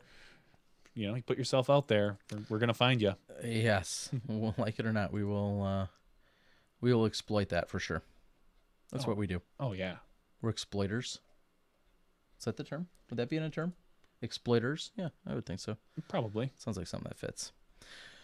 I don't have much else. We can throw it to the masses, who's actually been really quiet tonight. I'm kind of disappointed in you guys that you've been so incredibly quiet here on the boards. Not a lot of questions. Everyone enjoyed, the little back and forth you and Dana had, and other than that, it was. Yeah. I mean, we got Josh and Joe out there, Rad, Seti, who's always out there. Seti hasn't asked any questions for me to ignore yet tonight, so that's good. But it looks like a pretty solid group that's usually here. So many of our Smashies. Again, I'm blown away, and when I hear this most often when I do travel, is the people that say, we tune in, me and my spouse, me and my significant other, whomever. Yep. We tune in and we watch. And I always say, do you ever write a question? Do you ever interact? And they're like, no, we just watch. And the creepers. No, which is That's awesome. Fine. They're podcast creepers. Of course, no, we love it. That you're just here taking it in any capacity. We'd also love for you to interact. So don't be shy. Yeah, if you're out there listening, whether it's live or after the fact, and you ever have a question, you can always email us or Facebook message us. We get a lot of Facebook messages. There was one that came in. Should we be addressing that? There's a very lengthy one, and I'll admit I didn't even get a chance to read it all. It came in on our Facebook page talking about the 2-meter rule. Did you see that by Nick? I did, and I know we kind of went back and forth on social media. You can, if you want to dig that up, that's fine. I just want to say that ace that we saw at Zoe, that was 10 million hits on YouTube already. Yeah, that was Michelle Sawyer, the founder of the Women of DGOD League there. Okay. And it was her first ever ace. What? Yeah. Sweet, right here. I mean, right on Smashbox. I'm not just saying Smashbox caused it, but we kind of did. Kind of did. So congratulations out there, Michelle. Yeah, very cool. Yeah, the question was more or less. I know, Terry, you have a hard time searching for anything in your. Well, it's on our page. It wasn't a secret it wasn't message. A private message. Oh, no. I thought it was a private message. Yes, and I can't search for messages, which is incredibly annoying because there's 2 or 3 people that have reached out to me about very specific things. Yep, and I want to get back to them, and their messages are buried possibly hundreds of people deep. And I used to be able to just do a keyword search, and it would look through all my messages. And Facebook, my version of Facebook, doesn't do that anymore. It's so obnoxious. Yeah. Anyway, I thought it was right on our actual page. Maybe it was private. No, I thought it was on our actual page. He had reached out, basically talking to us regarding the 2-meter rule, and I'm not sure if he was saying that it was fair or not. And I apologize, I did not read all of it. Josh asked if you can really call that an ace. Yeah, sure. It's a shot from tee to pin. Looked like it was probably 150, 200 feet away. We'll call it an ace. William asked if there's any Beaver State coverage going to happen in 2 weeks. There is. I know that I have worked and talked to the PDGA. I believe that Central Coast is also going to be out there. I'm planning on being out there. All the details for what's unfolding and when and how, I don't know just yet, but I know I will be out there doing recordings as well. So, and I believe Central Coast is going to have a massive team of people up there. Joe says people go to sleep when they listen to Disc Golf Answer Man. People stay up to listen to Smashbox. Joe's right as usual. Great shot. I can't wait for Tuesdays. I have insomnia and can't wait for Smashbox to finally lull me to sleep, Rad says. Yet he's here till the bitter end. That's what we're here for. You're not getting... The dulcet tones of Johnny V and Terry T-Dog Miller will put you right to sleep. We're right here for you. Oh, good, Seti says. He says asking questions, he's discovered it's a waste of time and energy, and he no longer asks them. So. All right. Well, at least we're all on the same page with that, so that's good. So overall, I'm going to ask you a quick question, and all right. I'm going to get you all riled up. Do you feel the feedback from your last Masters Cup video was... I don't want to say appropriate, because you took a couple extra days to fine tune it, to get Ricky's commentary, to add some extras in there. Yeah, I know you did some special audio mixing to make it sound a lot better for some of the things. Do you feel that taking all that extra time was worth it on your side? All that extra. I like how that's worded. All of that extra. All the extra time, as opposed to the normal, what we've been spoiled for, day turnaround. Now, you've had a week or so to look back on it. What's funny is, and for those of you who don't know, Joe is one of the main editors, especially in some of these longer format videos.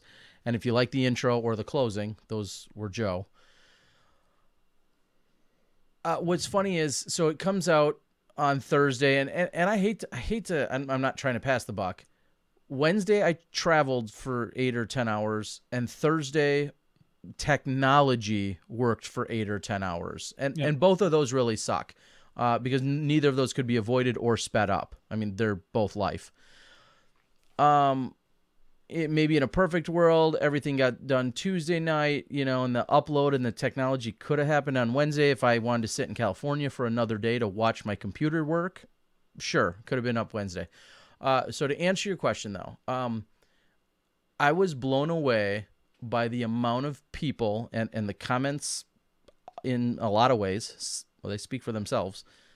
The comments on my YouTube page specifically saying that this is the greatest video I've ever put out. Some say it's the greatest ever, which I totally disagree with. I totally disagree with that. Yeah. But some have said it's the greatest that I've put out. Those remarks are very flattering. It's like everything else. It comes down to your consumption preference. Are you the guy or girl, that if you want to get drunk, are you doing it on expensive whiskey and cocktails or mixers or expensive beer? Or are you buying the 30-pack of Busch Light and hammering 30 Busch Light? And like, that's just one. I'm going with Boone's Farm. There you go. Just one analogy. That's what it comes down to. And we have proven time and time again, it's almost a 50-50 split. Yeah. So many people love it and want it instantly, and may never notice a few technical things that really make it a little more polished. And some people, especially if you're anyone that's touched editing, pick up on the little things and think, oh my God, and I keep going back to one example with Joe at the Memorial this year when he put together a highlight reel for us. It was a shot of Macbeth throwing through our logo, and I literally watched him take like 4 hours to make a 15-second clip. I would have never appreciated that nearly as much had I not seen what it took. Sure. And we're still at that point, and people can yell and scream all they want, and I'll go ahead and agree with them. There's no middle ground that's perfect, because so many people want it instantly, don't care about the tiniest of details, and plenty of people say, I'll wait an extra day or 2 or 3 or 4 if it's going to be well polished. Now, let me be the first to admit, I feel like we missed the mark on a couple things I still would have liked to have in there. Okay. I'll be the first to say that, and I've talked to the TD about it. But some of the things that were in there were specific requests from him as well, and part of a contract. And there again, that's where people don't understand it. They just want to yell and scream because it doesn't suit what they want, yet what they want maybe wasn't really the consideration. The tournament director had a somewhat of a specific layout of certain things that he did and didn't want, and as harsh as it is to say or hear, sometimes you're not the focus. You're not the person I'm trying to please, and that may apply to you on any given day or video. Sure. Sometimes you get hired to do a job, and I'm answering to the people that may be hiring or supporting me. I'm not necessarily answering to every single person that can get onto a phone and type some mean stuff at me. So I'm sorry I created all those fake names and wrote mean stuff it's all right. about you. And I'll read, but now I'm going to go back and read some of the comments even that came in while I was kind of spewing there. The comment, and I'll be the first to admit, somebody said the commentary is great. There's certain times where I think Ricky is a little more dialed in on the points he's trying to make. Certain times he's not. I'll say, speaking just like you brought up to the audio quality, I thought the audio quality missed the mark a little. We ultimately recorded where we did. It was a relatively quiet environment, but the room itself acoustically wasn't the best, and we were limited. Yeah, exactly. Again, we were limited to sounded being hollow. on the road, to where we were, to trying to get it recorded, and to try and get it knocked out. Were we in a professional recording studio? No. I mean, did it suffer because of that? Yeah, it certainly did. And I don't want to sound like a real dick bag here, but people just don't get it. Like what it takes to have an all-around polished product that satisfies possibly the like I said, the supporter or the, ultimately the boss man, but then also tries to apply to all of the viewers out there. This is very simple, Terry. Yeah. Here it comes. Let me hear it. You, during the round while you're filming, just after every hole, get the player's input for every player. And then I wouldn't need commentary. And then you take that and you edit it in after the fact. That saves you time on commentary. So right after you watched, Macbeth miss his putt, say, okay, tell us about that putt. Yeah. And then you take all those clips and you edit in whoever the winner is, so that you already have their commentary. And then you can get it out. And then that night, you don't sleep for 14 straight hours after that round, and you just get it all put together and uploaded. So simple. Yeah, there's what Josh asked, what do I edit? I've just become more familiar with Adobe Premiere. I've, for the last 6 or 7 or so years, used Adobe Elements Premiere, which is just a scaled back version, but now I'm becoming more versed with Adobe Premiere. And Josh Scarf says, try that method with Nico. Ask him after every shot. That should work. Yeah. Who was asleep upstairs, East Coast? I'm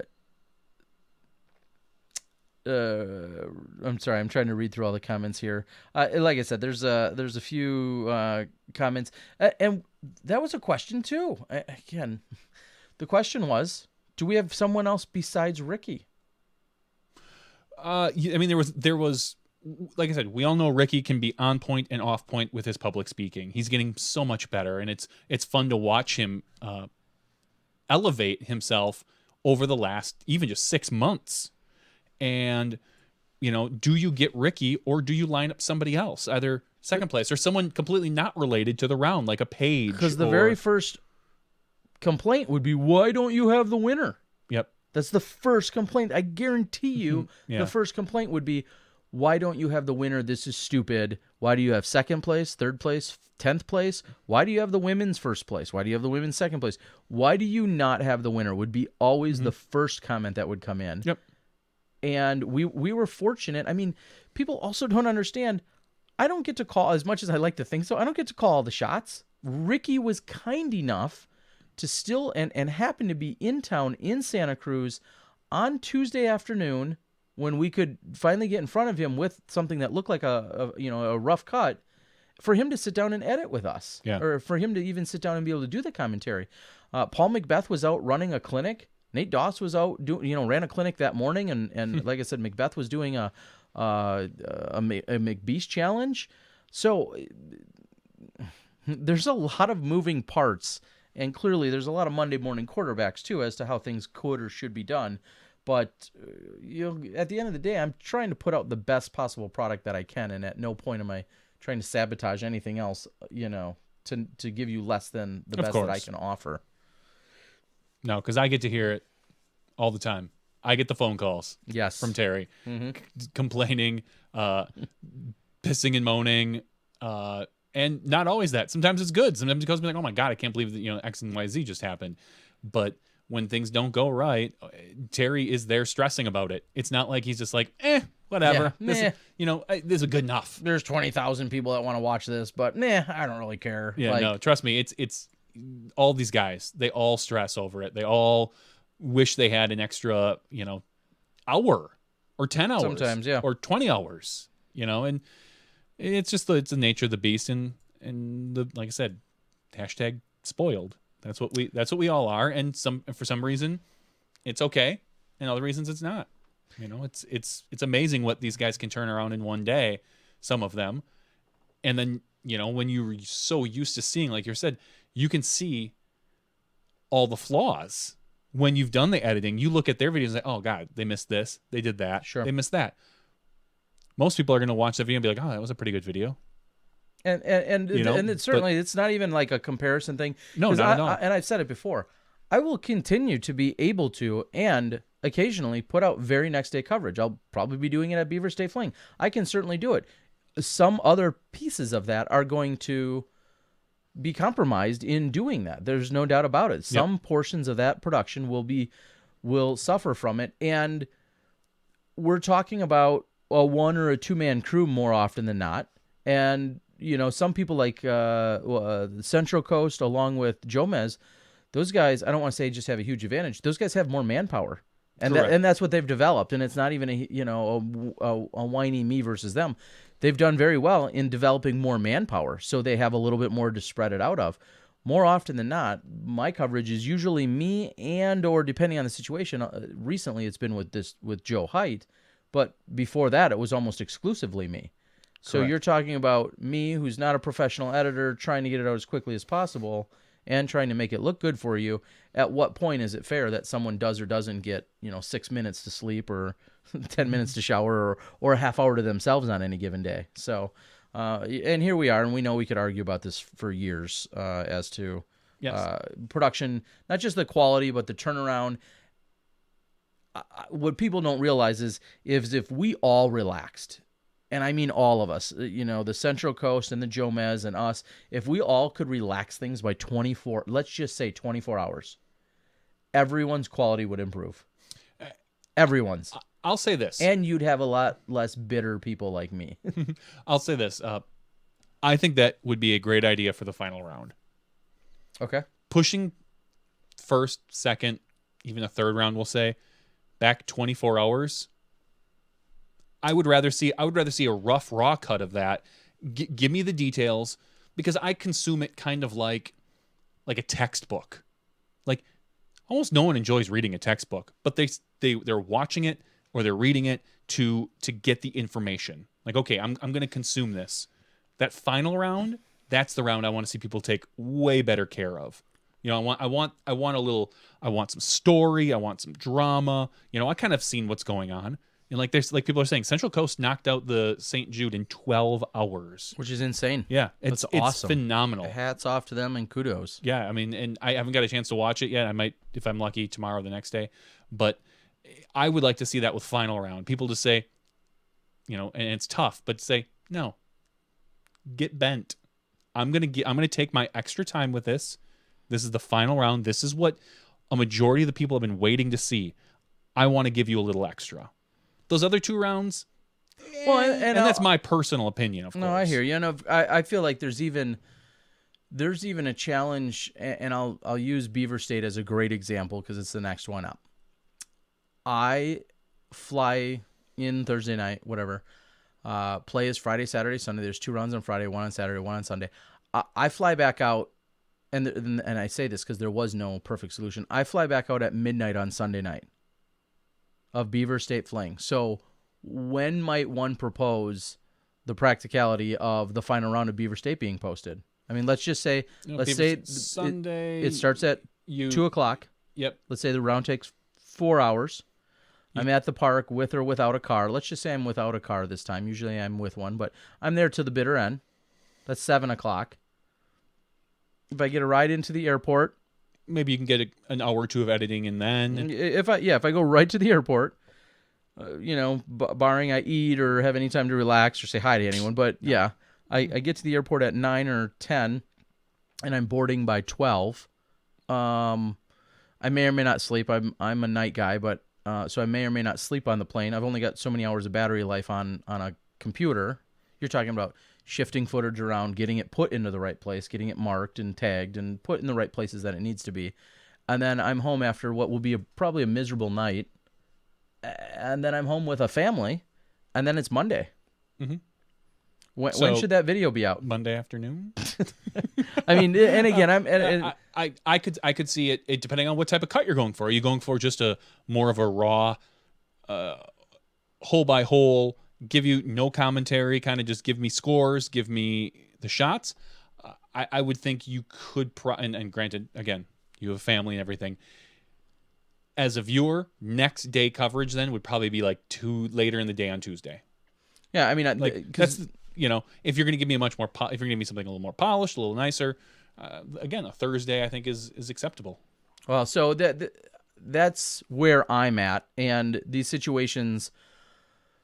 That's a common situation. And so, like I said, it's not me whining. It's me just kind of laying out the workflow and the reality of it, especially when you're coming from a West Coast all the way back. You're burning a half a day traveling, and you're very little, if productive at all. Sure. At that point. And then you got to get home and, get back from an airport and all that other stuff, and then plop down and then try to wrap your head around putting together, something that takes a little bit of brain power. Yep. And then you're talking about your render times and your upload times and your processing time. Those are all part of the process. Yeah, Fair or not, they're all part of the process. It's all a number. So, anyways, it's some of the behind the scenes. That's a look at it. Like someone had posted on here, Central Coast, I think on any given day can have as many as 8 guys. I've seen them have 6 to 8 film guys. I don't know if all of them can edit. I think a majority, if not half of them can. Like that's an amazing undertaking. That's they're awesome. able to perform at that level. It's a numbers game of having that many more people, and that may or may not be the right methodology for the disc golf guy in the long run or not. It's to be determined. TBD. And then there's the whole other additional question of commentary. Is it included? Is it not? And who's it with? Because I think it's safe to say that over at Central Coast, more frequently than not, they don't have star player commentary. It's usually Ian and someone else. Like I knew it was Ian and Corey quite a bit at Masters Cup, and lots of people love it. So what that tells me is that it's not necessary that it's a top level player. And I'm not saying you guys aren't top level players. I am. Okay. But so that's a totally interesting dynamic to it as well. Like, yeah. I mean, what if I brought home stuff and just you and I commentated it? Would people enjoy that? I was just about to say maybe people would enjoy that because they have a specific style. They have a much more laid back West Coast kind of, I'm gonna say, dude bro style, as opposed to Jamie Thomas, who tends to come at it at a much more formal, analytical perspective, as he calls it, like his Bob Costas or anything like that. So you and I, if we did enough, we'd probably develop a style, but again, that's taking more time out of our days, my day, Yeah, you're already doing almost nothing. So. Exactly. I already have a full-time job, so it's not like we could do during the day. So we'd have to arrange a night. It's not Tuesday night because we're doing that. We could just film ourselves doing that on Tuesday night. Just calling it. That'd spoil it for everybody. Spoil it for everybody. So it's things like that. I think it would be fun. I could see doing that. As I say, there's not many events I go to where you're filming and I'm not involved. But it's yeah. I mean, it's one of those things. because you don't want to do it by yourself. I know Jamie does, but I don't enjoy that. Yeah, and that's just I like Jamie's style, but he's so much better when he's got a co-commentator. I think everybody's so much better.